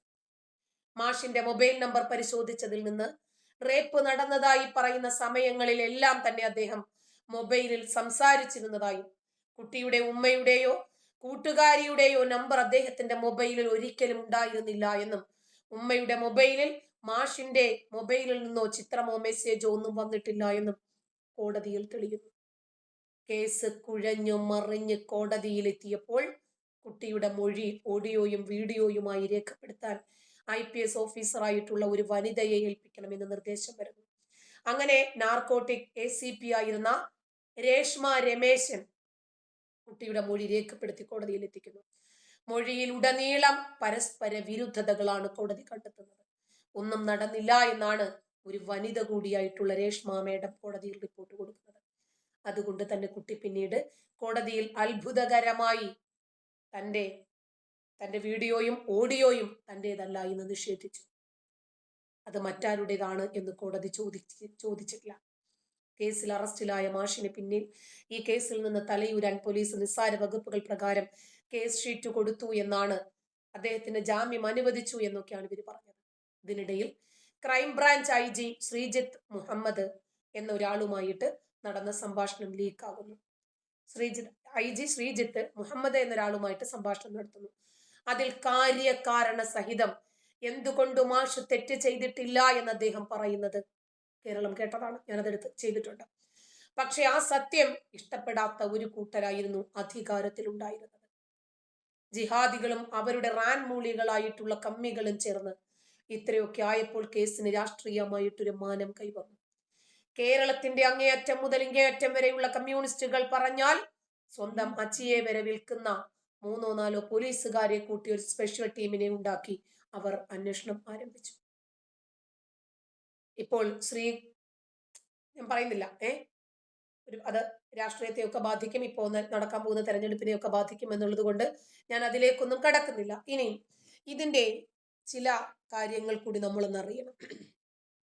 അതുകൂടി ഞാനൊന്ന് പറഞ്ഞുതരാം. നമസ്കാരം. നേതാവുമായ പത്മരാജൻ മാഷ് 10 വയസ്സുകാരിയായ പെൺകുട്ടിയെ സ്കൂളിലെ ശുചിമുറിയിൽ വെച്ച് പലതവണ ബലാത്സംഗം ചെയ്ത കുറ്റത്തിന് മരണം വരെ ജീവപര്യന്തം ശിക്ഷ വിധിച്ച കോടതി വിധി ഇന്നലെ വന്നിരുന്നല്ലോ. സത്യത്തിൽ കടുത്ത BJP വിരുദ്ധർ പോലും ഈ വിധി അങ്ങനെ ആഘോഷിക്കുന്നില്ല. അതിന്റെ കാരണം അവർക്ക് തന്നെ അറിയാം. വർഷങ്ങളായി പത്മരാജൻ മാഷെ കുടുക്കാൻ പോപ്പുലർ ഫ്രണ്ട് വലിയ ശ്രമം നടത്തുന്നുണ്ട്. അതിനെ അദ്ദേഹം ഫലപ്രദമായി തന്നെ പ്രതിരോധിച്ചിട്ടുണ്ട്. എന്നാൽ അപ്രതീക്ഷിത പരാജയം അദ്ദേഹത്തിന് കഴിഞ്ഞ ദിവസം കോടതിയിൽ നിന്നുണ്ടായി. മുസ്ലിം ഭൂരിപക്ഷ പ്രദേശമായ പാലത്തായിയിലെ UP സ്കൂളിൽ അധ്യാപകനായിരുന്ന പത്മരാജൻ മാഷ് തന്റെ ഫേസ്ബുക്ക് പേജിൽ പൗരത്വ നിയമ ഭേദഗതിക്ക് അനുകൂലമായ ഒരു പോസ്റ്റ് ഇട്ടു. അന്ന് അദ്ദേഹം അവിടുത്തെ പ്രാദേശിക BJP ഭാരവാഹിയായിരുന്നു. തുടർന്ന് പ്രദേശത്തുള്ള ആൾക്കാർ പരാതി പറയുകയും കൂടുതൽ പ്രശ്നങ്ങൾ ഉണ്ടാകാതിരിക്കാൻ മാഷ് ആ പോസ്റ്റ് പിൻവലിക്കുകയും ചെയ്യുന്നു. അതിനുശേഷം കുട്ടികളെ ക്യാൻവാസ് ചെയ്യാനായി അതേ സ്കൂളിലെ അറബി അധ്യാപിക വീടാന്തരം കയറി ഇറങ്ങിയപ്പോൾ അതിലൊരു മുസ്ലിം വീട്ടിലെ ഒരു വ്യക്തി ടീച്ചറോട് പറയുന്നു, എന്തെങ്കിലും കേസിൽ കുടുക്കി അയാളെ അവിടെ നിന്നും ഒഴിവാക്കിക്കൂടെ ടീച്ചറെ. ഇത് കഥയുടെ ആദ്യ ഭാഗം. ഇനി രണ്ടാം ഭാഗം. അതേ സ്കൂളിൽ പഠിക്കുന്ന ഒരു 10 വയസ്സുകാരി മുസ്ലിം പെൺകുട്ടി മേൽപ്പറഞ്ഞ അധ്യാപകൻ തന്നെ ശുചിമുറിയിൽ വെച്ച് 2 മാസങ്ങൾക്കിടയിൽ 3 തവണ ബലാത്സംഗം ചെയ്തുവെന്നും അതിൽ 2 തവണ ഒരേ ദിവസം തന്നെ ചെയ്തുവെന്നും ആരോപണം ഉന്നയിക്കുന്നു. നേരത്തെ പറഞ്ഞ കേസിൽ കുടുക്കി മാഷെ ഒഴിവാക്കിക്കൂടെ എന്ന് ചോദിച്ച അതേ ആളുടെ പെങ്ങളുടെ മകളാണ് ഈ കുട്ടി. തുടർന്ന് പാലത്തായി പീഡനക്കേസ് ആരംഭിക്കുന്നു. 2020 മാർച്ച് 17-ന് പെൺകുട്ടി താൻ ബലാത്സംഗം ചെയ്യപ്പെട്ടു എന്ന് പറയുന്ന ശുചിമുറി ആ സ്കൂളിലെ 400-ലധികം കുട്ടികൾ ഉപയോഗിക്കുന്ന സ്ഥലമാണ്. പീഡനം നടന്നതോ രാവിലെ ഇന്റർവെൽ സമയമായ 11:30-നും ഉച്ചക്കത്തെ ലഞ്ച് സമയമായ 1 മണിക്കും ഇടയിലുള്ള സമയമാണ്. സംഭവം നടന്ന ശുചിമുറിയാകട്ടെ മേൽക്കൂര ഇല്ലാത്തതും വലിയ ഒരു ഹോൾ പോലെ ഒരാൾ പൊക്കത്തിൽ മൊത്തമായി കെട്ടി അത് 6ആയി ഭാഗിച്ച് ഓരോ ഭാഗങ്ങളിലും ഒരേ സമയം 6 കുട്ടികൾക്ക് ഉപയോഗിക്കാവുന്ന രീതിയിലുമാണ് പണിഞ്ഞിട്ടുള്ളത്. കൃത്യം നടന്നു എന്ന് പറയുന്ന മുറിക്ക് കുറ്റിയും കൊളുത്തും ഒന്നുമില്ല. ഈ ശുചിമുറികൾക്ക് 1.5 മീറ്റർ അടുത്തു തന്നെയായി ഉള്ളതാകട്ടെ കുട്ടികൾ പഠിക്കുന്ന ക്ലാസ് മുറികളുമാണ്. അതായത് 1.5 മീറ്റർ അപ്പുറത്ത് 10-40 കുട്ടികൾ പഠിച്ചുകൊണ്ടിരിക്കുമ്പോഴാണ് ഈ തുറന്ന ശുചിമുറിയിൽ വെച്ച് അധ്യാപകൻ തന്നെ ബലാത്സംഗം ചെയ്തതായി ഒരു കുട്ടി പരാതി പറയുന്നത്. അത് മാത്രമല്ല മൊബൈലിൽ തന്റെ നഗ്ന ചിത്രം എടുത്ത് അവരുടെ തന്നെ ഉമ്മയ്ക്കും കൂട്ടുകാരിക്കും അയച്ചു എന്നും പറഞ്ഞു. ഇതിലുമൊക്കെ പ്രധാനം അത്ര ക്രൂരമായി 1.5 മണിക്കൂർ ഒരു മുതിർന്ന പുരുഷന്റെ പീഡനമേറ്റ വെറും 10 വയസ്സുള്ള പെൺകുട്ടി ഉച്ചയ്ക്ക് ശേഷം വീണ്ടും അതേ ക്ലാസ്സിൽ തന്നെ വൈകുന്നേരം വരെ മറ്റു കുട്ടികളുമായി കളിച്ചും ചിരിച്ചും ഇരിക്കുകയും ചെയ്തു അത്രേ. ആരോടും ഇതൊന്നും പറഞ്ഞുമില്ല. ബലാത്സംഗം ചെയ്യപ്പെട്ടപ്പോൾ നിലവിളിച്ചുമില്ല. ഒരുപക്ഷെ നിലവിളിച്ചാൽ 1.5 മീറ്റർ അപ്പുറത്തുള്ള സഹപാഠികൾ കേട്ട് അവർ വന്ന് രക്ഷിച്ചാലോ എന്ന് പേടിച്ചിട്ടാകും. കുട്ടിയെ പരിശോധിച്ച ഡോക്ടർ ബലാത്സംഗം നടന്നിട്ടില്ല എന്നും ഗുഹ്യഭാഗത്തെ മുറിവ് ഫംഗൽ ഇൻഫെക്ഷൻ ഉള്ളതുകൊണ്ട് ചൊറിഞ്ഞപ്പോൾ ഉണ്ടായിരിക്കുന്ന നിസാര പോറലുകൾ മാത്രമാണ് എന്നും ഈ പറഞ്ഞ കാര്യങ്ങളെല്ലാം ഫോറൻസിക്കിൽ കൊടുത്തു. അതിൽ നിന്നും ഒന്നും കണ്ടെത്തിയില്ല. പക്ഷേ ഫോറൻസിക് റിപ്പോർട്ട് തെറ്റിദ്ധാരണ വരുത്തുന്ന രീതിയിൽ റിപ്പോർട്ടിൽ മാറ്റി എഴുതി അത് കോടതിയിൽ കൊടുത്തു. കൂടാതെ അത്തരത്തിലുള്ള അനേകം കള്ളങ്ങൾ തെളിവായി കൊടുക്കുകയും ചെയ്തു. സാധാരണഗതിയിൽ ഇതൊന്നും പക്ഷേ ഒരു കോടതിയിലും വിലപ്പോകുന്ന തെളിവുകളെ ആയിരുന്നില്ല. പക്ഷെ സർക്കാരോ വിധിയോ മാഷിന് വീണ്ടും പാര പണിഞ്ഞു. തുടർച്ചയായി കേസ് കേൾക്കുകയും പഠിക്കുകയും വിശകലനം ചെയ്യുകയും ചെയ്തിരുന്ന ജഡ്ജ് സ്ഥലം മാറിപ്പോയി. അതോ മാറ്റിയതോ അറിയില്ല. എന്തായാലും പുതിയ ജഡ്ജ് വന്നു. അവർ അത്രയും പ്രമാദമായ ഒരു കേസ് പഠിക്കാനെടുത്ത സമയം എത്രയെന്നറിയുമോ? ഒരു ദിവസം, ഒരൊറ്റ ദിവസം. പിറ്റേന്ന് പ്രതി കുറ്റക്കാരനെന്ന് കണ്ടെത്തുന്നു. അതിന്റെ പിറ്റേന്ന് 40 കൊല്ലം കഠിന തടവും കൊടുത്തു മാഷിന്. എല്ലാം സൈക്കോളജിസ്റ്റ് വിഭ്രാന്തിയായ കുട്ടിയെന്ന് ഇതേ കോടതിയിൽ റിപ്പോർട്ട് കൊടുത്ത ഒരു കുട്ടിയുടെ മൊഴിയെ, അതും പലതവണ ഏച്ചു കെട്ടി വികൃതമാക്കിയ ഒരു മൊഴിയെ മാത്രം അടിസ്ഥാനപ്പെടുത്തി. കൺമുന്നിലുള്ള എല്ലാ തെളിവുകൾക്കും പട്ടിയിലെയാണ് കോടതി കൽപ്പിച്ചത്. എന്തായാലും കമ്മ്യൂണിസ്റ്റ് ജിഹാദി അച്ചുതണ്ട് തൽക്കാലം വിജയിച്ചു എന്നതാണ് അന്തിമ ഫലം. പക്ഷേ ഇതിന്റെ യാഥാർത്ഥ്യം എന്താണ് എന്ന് ചുരുളുകൾ അഴിഞ്ഞു പുറത്തു വരുമ്പോൾ കേരളത്തിന്റെ മതേതരത്വത്തിന് മനസ്സിലായിട്ടുണ്ട്. അതാണ് കണ്ടില്ലേ, 9 വയസ്സ് മുതൽ ഈ രൂപത്തിലാക്കിയെടുക്കാൻ വേണ്ടി പെൺകുട്ടികളെയും ആൺകുട്ടികളെയും ഇവര് ട്രെയിൻ ചെയ്യിപ്പിക്കുന്ന രീതികൾ കണ്ടോ? ഇതൊക്കെ വിമർശിച്ചാൽ നമ്മൾ ഒന്നിനും കൊള്ളാത്തവർ, നമ്മൾ വർഗീയവാദികളായി മാറും. ഇതാണ് ഇന്നത്തെ മതേതര സുന്ദര കേരളത്തിൽ നമ്മൾ കണ്ടുകൊണ്ടിരിക്കുന്നത്. ഇതൊന്നും പറയാൻ പാടില്ല, ഇവരെ ഒന്നും എതിർക്കാൻ പാടില്ല, ഇവരെ ഒന്നും വിമർശിക്കാൻ പാടില്ല. അങ്ങനെ വന്നാൽ പിന്നീട് നമ്മൾ കൊടും വർഗീയവാദികളായിട്ട് മാറും.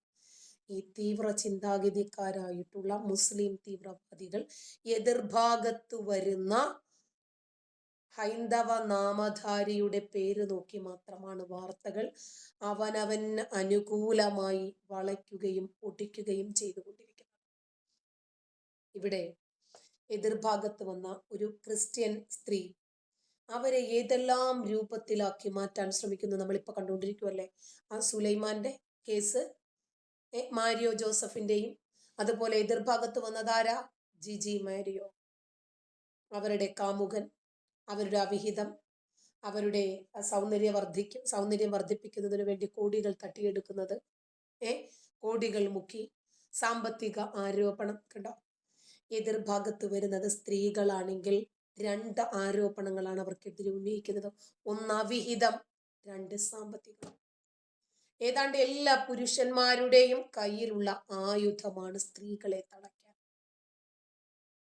എതിർഭാഗത്ത് വന്നത് ക്രിസ്ത്യൻ നാമധാരി ആയതുകൊണ്ട് വാർത്തയെ മനഃപൂർവ്വം എങ്ങനൊക്കെ ആക്കിയെടുക്കാം. ഞാനിപ്പോ ന്യായീകരിക്കുന്നതല്ല.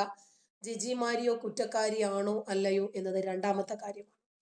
സുലൈമാൻ, മാരിയോ ജോസഫ് എന്ന് പറയുന്ന മതം മാറി വന്ന സുലൈമാൻ, ഇയാൾ കുറ്റക്കാരനാണോ അല്ലേ എന്ന് രണ്ടാമത്തെ കാര്യമാണ്. ഇവര് ഭാര്യാഭർത്താക്കന്മാരായിരുന്നു, ഇവർക്ക് 2 പെൺകുഞ്ഞുങ്ങളുണ്ട്. കുടുംബത്തിന്റെ പ്രശ്നം ആദ്യം തന്നെ സമൂഹ മാധ്യമങ്ങളിൽ വലിച്ചിഴച്ചു കൊണ്ടുവന്നത് ഇവര് 2 പേരും തന്നെയാണ്. ഇപ്പോൾ ഈ പ്രശ്നം രൂക്ഷമായപ്പോൾ ഏത് രൂപത്തിലാണ് ആരോപണം വരുന്നത്? സുലൈമാനെ വാനോളം പൊക്കുന്നു, മാരിയോ ജോസഫിനെ വാനോളം പൊക്കി. ഒടുവിൽ കുറ്റമെല്ലാം ആർക്കായി? ജിജി മാരിയോയ്ക്കായി മാറി. ഞാൻ സംസാരിക്കാൻ മിടുക്കനായതുകൊണ്ടേ എന്തും പറഞ്ഞ് ഫലിപ്പിക്കാൻ പറ്റുമല്ലോ. ജിജി ചുമരിൽ സ്വന്തമായിട്ട് തലയിടിച്ച് പൊട്ടിച്ചു എന്നാണ് മാരിയോ ജോസഫ് പറയുന്നത്.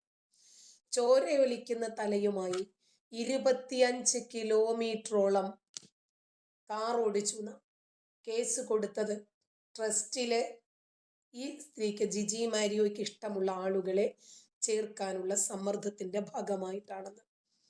ഭാര്യയോട് അതിക്രമം കാണിച്ചു എന്ന കേസ് നേരിടുന്ന മോട്ടിവേഷൻ പ്രഭാഷകനായിട്ടുള്ള മാരിയോ ജോസഫും അദ്ദേഹത്തിന്റെ സുഹൃത്തായിട്ടുള്ള അജ്മലും കൂടി വന്ന് അവരുടെ ഭാഗം സമർത്ഥമായി ന്യായീകരിച്ച് ശരിയാക്കി.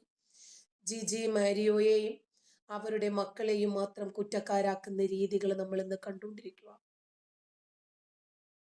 ഇത് ശരിയോ തെറ്റോ എന്നറിയില്ല. എന്തായിരുന്നാലും 2 പേരും മിടുക്കന്മാരായതുകൊണ്ട് തന്നെ ജിജി മാരിയോ ഇത്തരം ഇതെന്താണ് ഇതിന്റെ സത്യം എന്ന് തീർച്ചയായിട്ടും പുറത്തു കൊണ്ടുവരും.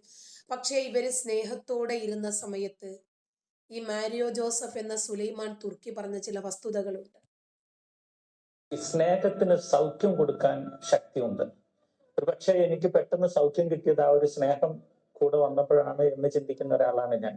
അതുപോലെ തന്നെ കേട്ടിട്ടുണ്ട്, ഏതൊരു അസുഖമാണെങ്കിൽ ക്യാൻസർ ആണെങ്കിൽ പോലും മരുന്നിനേക്കാൾ ഏറ്റവും ശക്തി പ്രാപിക്കുന്നത് പരസ്പരമുള്ള സ്നേഹമാണ് അല്ലേ? തീർച്ചയായും ഏതൊരു രോഗം മാറാനും അത്. ഒരുപക്ഷെ അന്ന് ജിജിയെ കണ്ടില്ലായിരുന്നെങ്കിൽ ഞാൻ ഈ പേടിച്ചിട്ട് തന്നെ ക്യാൻസർ എന്ന് പേടിച്ചിട്ട് തന്നെ ഞാൻ മരിച്ചുപോയേനെ. ഒരുപക്ഷെ അന്ന് ജിജിയെ സുലൈമാൻ മാരിയോ കണ്ടിട്ടില്ലായിരുന്നെങ്കിൽ ജിജിയുടെ തല പൊട്ടുമായിരുന്നില്ല അല്ലെ? എപ്പോഴും എഴുന്നേറ്റ് വന്നേരം. ഏതൊരു രോഗം മാറാനും അത്. ഒരുപക്ഷെ അന്ന് ജിജിയെ കണ്ടില്ലായിരുന്നെങ്കിൽ ഞാൻ ഈ പേടിച്ചിട്ട് തന്നെ ക്യാൻസർ എന്ന് പേടിച്ചിട്ട് തന്നെ ഞാൻ മരിച്ചുപോയേനെ. ജിജി ജീവിതത്തിൽ വന്നതിന് ശേഷം പേടി മാറ്റുകയാണ്. പക്ഷേ നിങ്ങളെ കൊണ്ട് ദൈവത്തിന് ഒരുപാട് കാര്യം ചെയ്യാനുണ്ട്. നിങ്ങൾ പെട്ടെന്ന് മരിക്കത്തൊന്നുമില്ല, നിങ്ങൾ 1000 വീട് വെക്കാനുള്ള മനുഷ്യന്, നിങ്ങൾ 10 ഭാഷയിൽ പ്രസംഗിക്കാനുള്ള മനുഷ്യന്, നിങ്ങൾ രാജ്യം മുഴുവനും പോകാനുള്ള മനുഷ്യന്. ഇതിങ്ങനെ പറഞ്ഞ് നമ്മളെ മോട്ടിവേറ്റ് ചെയ്തു. എന്തൊക്കെയാണോ ജിജി ഇങ്ങനെ പറഞ്ഞുകൊണ്ടിരുന്നത് അപ്പൊ ഞാൻ കളിയാക്കിക്കൊണ്ടിരുന്നു. പക്ഷെ അതെല്ലാം സംഭവിച്ചു. കറക്റ്റ് സമയത്ത് ദൈവം ഒരു തുണை കൊടുത്തല്ലേ? ഏകദേശം എല്ലാ കോണ്ടിനെന്റിലും രാജ്യങ്ങളെല്ലാം സന്ദർശിച്ചു കഴിഞ്ഞു, 10 ഭാഷകളിൽ പ്രസംഗിച്ചു കഴിഞ്ഞു. അങ്ങനെ വീടുകൾ 1000 കോടികൾ സമ്പാദിച്ചു കഴിഞ്ഞു. കോടികൾ വന്ന് ട്രസ്റ്റിന്റെ പേരിൽ കുമിഞ്ഞു കൂടിയപ്പോൾ ആ കോടികളിൽ നിനക്കെത്ര എനിക്കെത്ര തമ്മി തല്ലായി. ഇതൊക്കെ സർവ്വസാധാരണ സംഘടനകളൊക്കെ പൊളിയുന്നത് നമ്മൾ കണ്ടിട്ടില്ലേ? നിനക്കെത്ര എനിക്കെത്ര. അങ്ങനെ ആ കോടികൾ കൈയിട്ട് വാരുന്നതിന്റെ ഭാഗമായി 2 കുട്ടികളെ ഇവർ ബലിയാടാക്കി. 2 കുട്ടികളെ ബലിയാടാക്കി. അതാണ് സത്യം. ഈ സുലൈമാൻ തുർക്കി എന്തൊക്കെയാണ് ചെയ്തിരുന്നത് എന്നൊക്കെ നമുക്കറിയാം നന്നായിട്ട്. അദ്ദേഹം ആദ്യം ഒരു മുസ്ലിം പുരോഹിതനായിരുന്നു. കൊല്ലത്തെ സുവിശേഷകനായിരുന്നു കക്ഷി.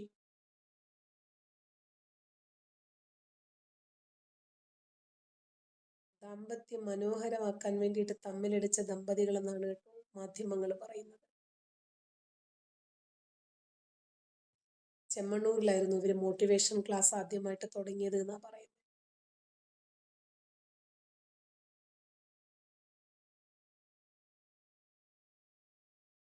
നല്ല കുടുംബജീവിതം നയിക്കുന്നതിന് വേണ്ടി മറ്റുള്ളവരെ ട്രെയിൻ ചെയ്തിരുന്ന ആളാണ്.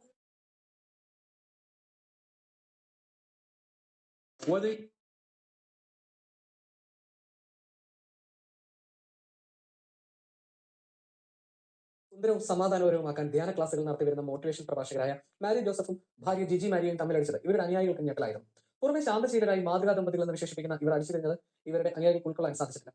മാരി ആൻഡ് ജിജി ബ്ലോഗ് വഴി നല്ല കുടുംബജീവിതം നയിക്കാൻ ഉപദേശങ്ങൾ നൽകി വരുന്ന മാരി ജോസഫിനെതിരെ ഭാര്യ ജിജി അതിക്രമത്തിന് പരാതി നൽകിയതോടെയാണ് ഇരുവരും തമ്മിലുള്ള പ്രശ്നം വാർത്തയായത്. ചാലക്കുടി പോലീസ് ജിജി മാരിയുടെ പരാതിയിൽ കേസെടുത്തിരിക്കുകയാണ്. പുരുഷൻ തന്റെ ഭാര്യയെ തന്നെ പോലെ സ്നേഹിക്കണമെന്ന് പ്രസംഗിച്ച മാരി ജോസഫും ഭാര്യ ഭർത്താവിന് വിധേയപ്പെട്ട് ജീവിക്കണമെന്ന് പഠിപ്പിച്ച ജിജി മാരിയും തമ്മിൽ നടന്ന അക്രമശക്തമായ വഴക്കിന്റെ വിവരങ്ങളാണ് പുറത്തു വന്നത്. സമൂഹ മാധ്യമങ്ങളിൽ ഏറെ ശ്രദ്ധേയരായ ഈ ദമ്പതികൾ ദാമ്പത്യ തകർച്ച നേരിടുന്ന നിരവധി പേർക്ക് കൗൺസിലിംഗ് നൽകി പ്രശസ്തരാണ്. യുവാക്കൾക്കും ദമ്പതികൾക്കും വേണ്ടി ധ്യാനങ്ങൾ നടത്തി ശ്രദ്ധ പിടിച്ചു പറ്റിയവരാണ് മാരിയോ ജിജി ദമ്പതിമാർ. കുടുംബജീവിതത്തിലെ വിഷയങ്ങൾ പരിഹരിക്കുന്ന കൗൺസിലർമാർ എന്ന നിലയിലാണ് ഇവർ അറിയപ്പെടുന്നത്.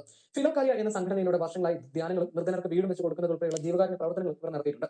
ശരി, ഇനിയും സുലൈമാനും അതുപോലെ ജിജി മാരിയോ കുണ്ടൻ എന്ന് പറഞ്ഞ സുലൈമാന്റെ വലം കൈയായിട്ടുള്ള അജ്മലും ചേർന്ന് പറഞ്ഞതൊക്കെ എത്രമാത്രം ശരിയായിരുന്നു എന്ന് ഒരു ആർട്ടിക്കിളിലൂടെ ജിജി മാരിയോ വ്യക്തമാക്കുന്നു. ഫിലോകാലിയ ഫൗണ്ടേഷൻ നടത്തിപ്പുകാരായ ജിജി മാരിയോയും ഭർത്താവ് മാരിയോ ജോസഫും തമ്മിലുള്ള വഴക്കാണ് ഇപ്പോൾ സൈബർ ഇടത്തെ ചർച്ച. ഇപ്പോഴത്തെ സംഭവത്തിൽ തനിക്കെതിരെ നടക്കുന്ന പരിഹാസങ്ങൾക്കൊക്കെ മറുപടിയുമായി എത്തിയിരിക്കുകയാണ് ജിജി മാരിയോ. ജിജി മാരിയോ പങ്കിട്ട ഒരു കുറിപ്പ് ഇങ്ങനെയാണ്: നിലവിലുള്ള ഇപ്പോഴത്തെ സാഹചര്യത്തിൽ ഒരു പ്രത്യേക കാര്യം അറിയിക്കുകയാണ്. എന്റെയോ മക്കളുടെയോ അറിവോ സമ്മതമോ ഇല്ലാതെയാണ് സോഷ്യൽ മീഡിയകളിൽ പല വീഡിയോകളും ഓഡിയോ ക്ലിപ്പുകളും പ്രചരിക്കപ്പെടുന്നത്. അത്തരം വീഡിയോകളും ഓഡിയോ ക്ലിപ്പുകളും പ്രചരിക്കുന്നതിൽ അതിതീവ്ര വേദനയും ഖേദവുമുണ്ട്. അതിനെതിരെ സൈബർ സെല്ലിൽ പരാതി കൊടുക്കാൻ മാത്രമാണ് എനിക്ക് കഴിഞ്ഞിട്ടുള്ളത്. അനൂപ് എന്ന വ്യക്തിയാണ് പ്രചരിപ്പിച്ചതെന്ന അറിവ് മാത്രം കിട്ടി. എന്നും എല്ലാവരോടും നന്ദിയും കടപ്പാടും സ്നേഹവും മാത്രം. എന്റെ ജീവിതത്തിൽ സംഭവിച്ചുകൊണ്ടിരിക്കുന്നത് എനിക്ക് തന്നെ മനസ്സിലാക്കാൻ കഴിയാത്ത ആഘാതങ്ങളുടെ യാഥാർത്ഥ്യങ്ങളിലേക്ക് ഞാൻ ഊളിയിട്ട് കൊണ്ടിരിക്കുകയാണ്. ചുറ്റും നിൽക്കുന്നവരെയും ചങ്കുപറിച്ച് സ്നേഹിച്ചവരെയും തിരിച്ചറിയുന്ന നിമിഷങ്ങളാണ്. ആ തിരിച്ചറിവ് ഒരു അഗ്നിപർവ്വതം പോലെ ഹൃദയത്തെ പൊട്ടിച്ചുകൊണ്ടിരിക്കുന്നു. ചില യാഥാർത്ഥ്യങ്ങൾ ഉണ്ടാക്കിയ മുറിവുകൾ നിലയ്ക്കാത്ത ചോരപ്രവാഹമൊലിക്കുന്ന ആഴമേറിയ മുറിവാണ് സമ്മാനിച്ചത്. ജീവിതത്തിലെ വേദനകളിലും നഷ്ടങ്ങളിലും തിരസ്കരണങ്ങളിൽ നിന്നും ഉടലെടുത്ത എന്റെ ജീവിതമാണ് ഞാൻ പഠിപ്പിച്ചതും പ്രസംഗിച്ചതും. അതിലൊരു കളങ്കവുമില്ല എന്നുള്ള എന്റെ നിലപാടിൽ ഇപ്പോഴും ഞാൻ ഉറച്ചു തന്നെയാണ് നിൽക്കുന്നത്. സത്യമല്ലാത്ത ആരോപണങ്ങളുടെയും കുറ്റപ്പെടുത്തലുകളുടെയും നടുവിൽ ചാപ്പകുത്തി എല്ലാവരും ആഘോഷിക്കുന്നതിന്റെ ഇടയിലും അമ്മയും 2 പെൺമക്കളും ഇപ്പോഴും ജീവനോടെ ഇരിക്കുന്നത് ദൈവത്തിന്റെ കരുതലായി കാണുന്നു. നുണപ്രചരണങ്ങൾക്ക് ഇത്രയേറെ ആഘോഷവും സ്വാധീനവും ഉണ്ടെന്ന് മനസ്സിലാക്കി തുടങ്ങിയ ദിവസങ്ങൾ. ഒരിക്കലും എന്നെയും മക്കളെയും നേരിൽ കണ്ടിട്ടില്ലാത്തവർ പോലും തട്ടഹസിക്കുന്നു. എന്നിലെ നന്മയെയും ആത്മാർത്ഥതയും സ്നേഹത്തെയും വലിച്ചുകീറി കടിച്ചു പറിച്ച് ചോര കുടിക്കുന്നു. എന്നിലെ കണ്ണുനീർ വറ്റി കണ്ണിൽ നിന്ന് ചോരയൊഴുകുന്ന ദിവസങ്ങൾ. ചുറ്റും ചോര കുടിക്കാൻ നിൽക്കുന്ന കുറുനരികൾ. ആക്രോശവുമായി പതിയിരിക്കുന്ന കുറുനരികൾക്ക് നടുവിൽ തനിച്ചായി പോയ 2 മുയൽ കുഞ്ഞുങ്ങളെയും ചേർത്ത് പിടിച്ചു നിൽക്കുന്ന പാവം ഒരു അമ്മ മുയലിന്റെ അവസ്ഥ. ആർക്കും ഇനി ഇങ്ങനെ സംഭവിക്കരുത് എന്ന പ്രാർത്ഥന മാത്രം. ഒരിക്കലും എന്റെ ജീവിതത്തിൽ നടക്കരുതെന്ന് ആഗ്രഹിച്ച കാര്യങ്ങളാണ് നടന്നുകൊണ്ടിരിക്കുന്നത്. വേദനകളുടെയും അപമാനങ്ങളുടെയും ആഴം എത്ര വലുതാണെങ്കിലും എന്റെ ആത്മാവിലെ തീ ഇപ്പോഴും അണഞ്ഞിട്ടില്ല. സത്യത്തിന്റെ ജ്വാല എന്നിൽ ഇപ്പോഴും അഗ്നിയായി സ്ഫുരിക്കുന്നുണ്ട്. ഇനി എന്റെയും മക്കളുടെയും മുന്നിൽ എന്താണ് കാത്തിരിക്കുന്നത് എന്ന നിശ്ചയം ഇല്ലെങ്കിലും സത്യത്തിന്റെ ജ്വാലയിൽ നിന്നും ഞാൻ ധൈര്യം കണ്ടെത്തിക്കൊണ്ടിരിക്കുന്നു. കൊടുങ്കാറ്റ് പോലെ ആഞ്ഞടിക്കുന്ന ഈ പോരാട്ടങ്ങളുടെയും അപമാനങ്ങളുടെയും ആരോപണങ്ങളുടെയും ഇടയിലും എന്റെ നിലപാടിൽ ഉറച്ച് തല ഉയർത്തി നിൽക്കാൻ ദൈവം എനിക്ക് ശക്തി തരുന്നുണ്ട്. കുഴപ്പമില്ല, പുറത്തു വന്നിട്ട് മറ്റുള്ള ആളുകളുടെ ദാമ്പത്യ ജീവിതം സുരക്ഷിതമാക്കുന്നതിനു വേണ്ടി തലയിലേക്ക് ബുദ്ധി ഉപദേശിച്ചു കൊടുക്കുന്ന ഈ ദമ്പതികൾ വീട്ടിലെത്തിയാൽ പരസ്പരം തലക്കടിച്ച് കീറുക. നാളെ നമ്മുടെയൊക്കെ ഭാഗത്ത് നിന്ന് ഇങ്ങനെയൊക്കെ ഉണ്ടായാലും ഇങ്ങനെ തന്നെ സോഷ്യൽ മീഡിയ അത് ആഘോഷിക്കും. സംശയമൊന്നുമില്ല.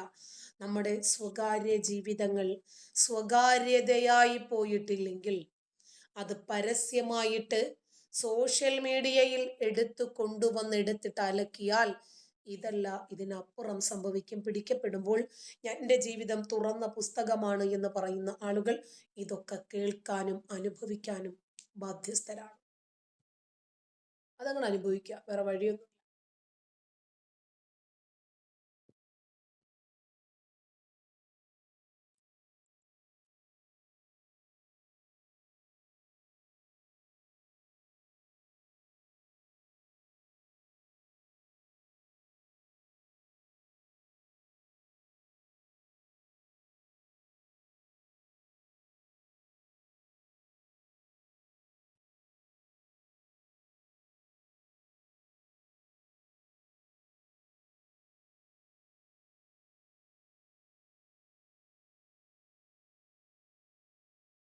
ഇനി ജിബിരിയിലൊന്നുണ്ട് കേട്ടോ ഖുർആനില്.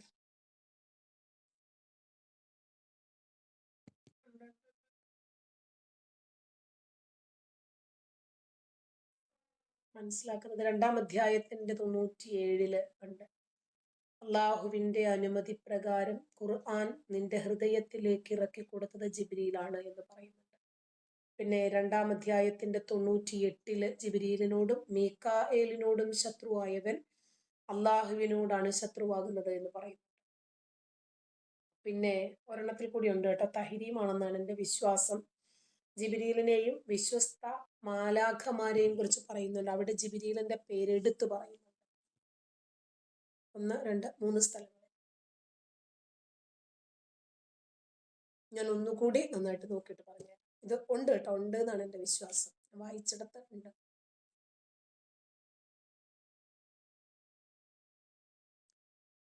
അല്ല, ഞാനീ പറഞ്ഞ അധ്യായങ്ങളൊന്ന് നോക്ക്.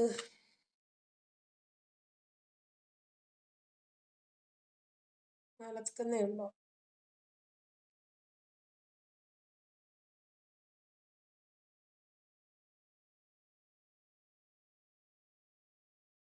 നോക്കിത്തരാം. ഖുർആൻ ആപ്ലിക്കേഷൻ എടുക്കട്ടെ.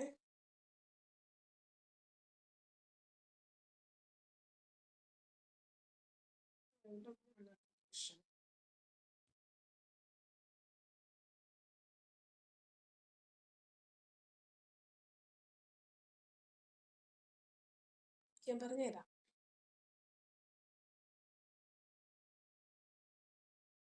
ഉണ്ട് കേട്ടോ, ജിബിയിൽ അന്ന് വാക്കുണ്ടെന്ന് എനിക്കറിയാം, അതെനിക്ക് ഉറപ്പുണ്ട്.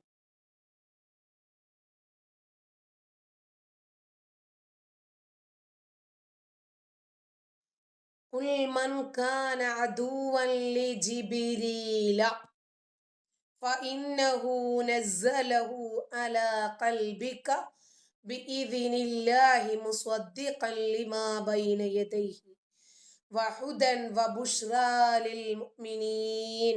ഖുർആനിലുണ്ട്. 2-ാം അധ്യായം സൂറത്തുൽ ബഖറ 97. ഇനി 98-ലുമുണ്ട്. അതെന്താണ്? മൻകാന അദുവ്വൻ ലില്ലാഹ്, ആരാണോ അള്ളാഹുവിന്റെ ശത്രുക്കൾ, വ മലായികതിഹി, അവന്റെ മലക്കുകളുടെയും ശത്രുക്കൾ, വ റസൂലിഹി, അവന്റെ മെസ്സഞ്ചർമാരുടെ ദൂതന്മാരുടെ, വ ജിബിരീല, ജിബിരീലിന്റെയും, വ മീകാല, മീകായിലിന്റെയും ഉണ്ട് കേട്ടോ, അതിലുമുണ്ട്. ഇനി ഒരെണ്ണം കൂടി എനിക്കൊരു സംശയമുണ്ട്, നോക്കട്ടെ. ഒന്നും കൂടി ഒന്ന് നോക്കിയാൽ എനിക്ക് കിട്ടും കേട്ടോ, ഞാനിപ്പോൾ ഓർത്ത് പറഞ്ഞതാ.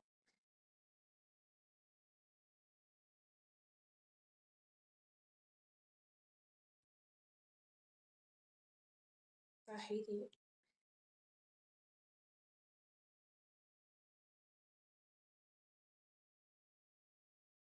തഹരീം 4-ലുമുണ്ട് കേട്ടോ. 66-ാം അധ്യായമായ തഹരീം 4-ലുമുണ്ട്.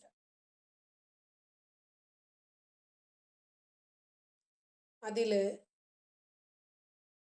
ഇൻ തതൂബാ ഇലല്ലാഹ്, അല്ലാഹുവിലേക്ക് ആരെങ്കിലും പശ്ചാത്തപിച്ചുകൊണ്ട് മടങ്ങിയാൽ, ഫഖദ് സ്വഗത് ഖുലൂബുകുമാ വ ഇന്നല്ലാഹ അലൈഹി ഫഇന്നല്ലാഹ ഹുവ മൗലാഹു വ ജിബ്രീൽ. അവിടെയുമുണ്ട് വ ജിബ്രീലു.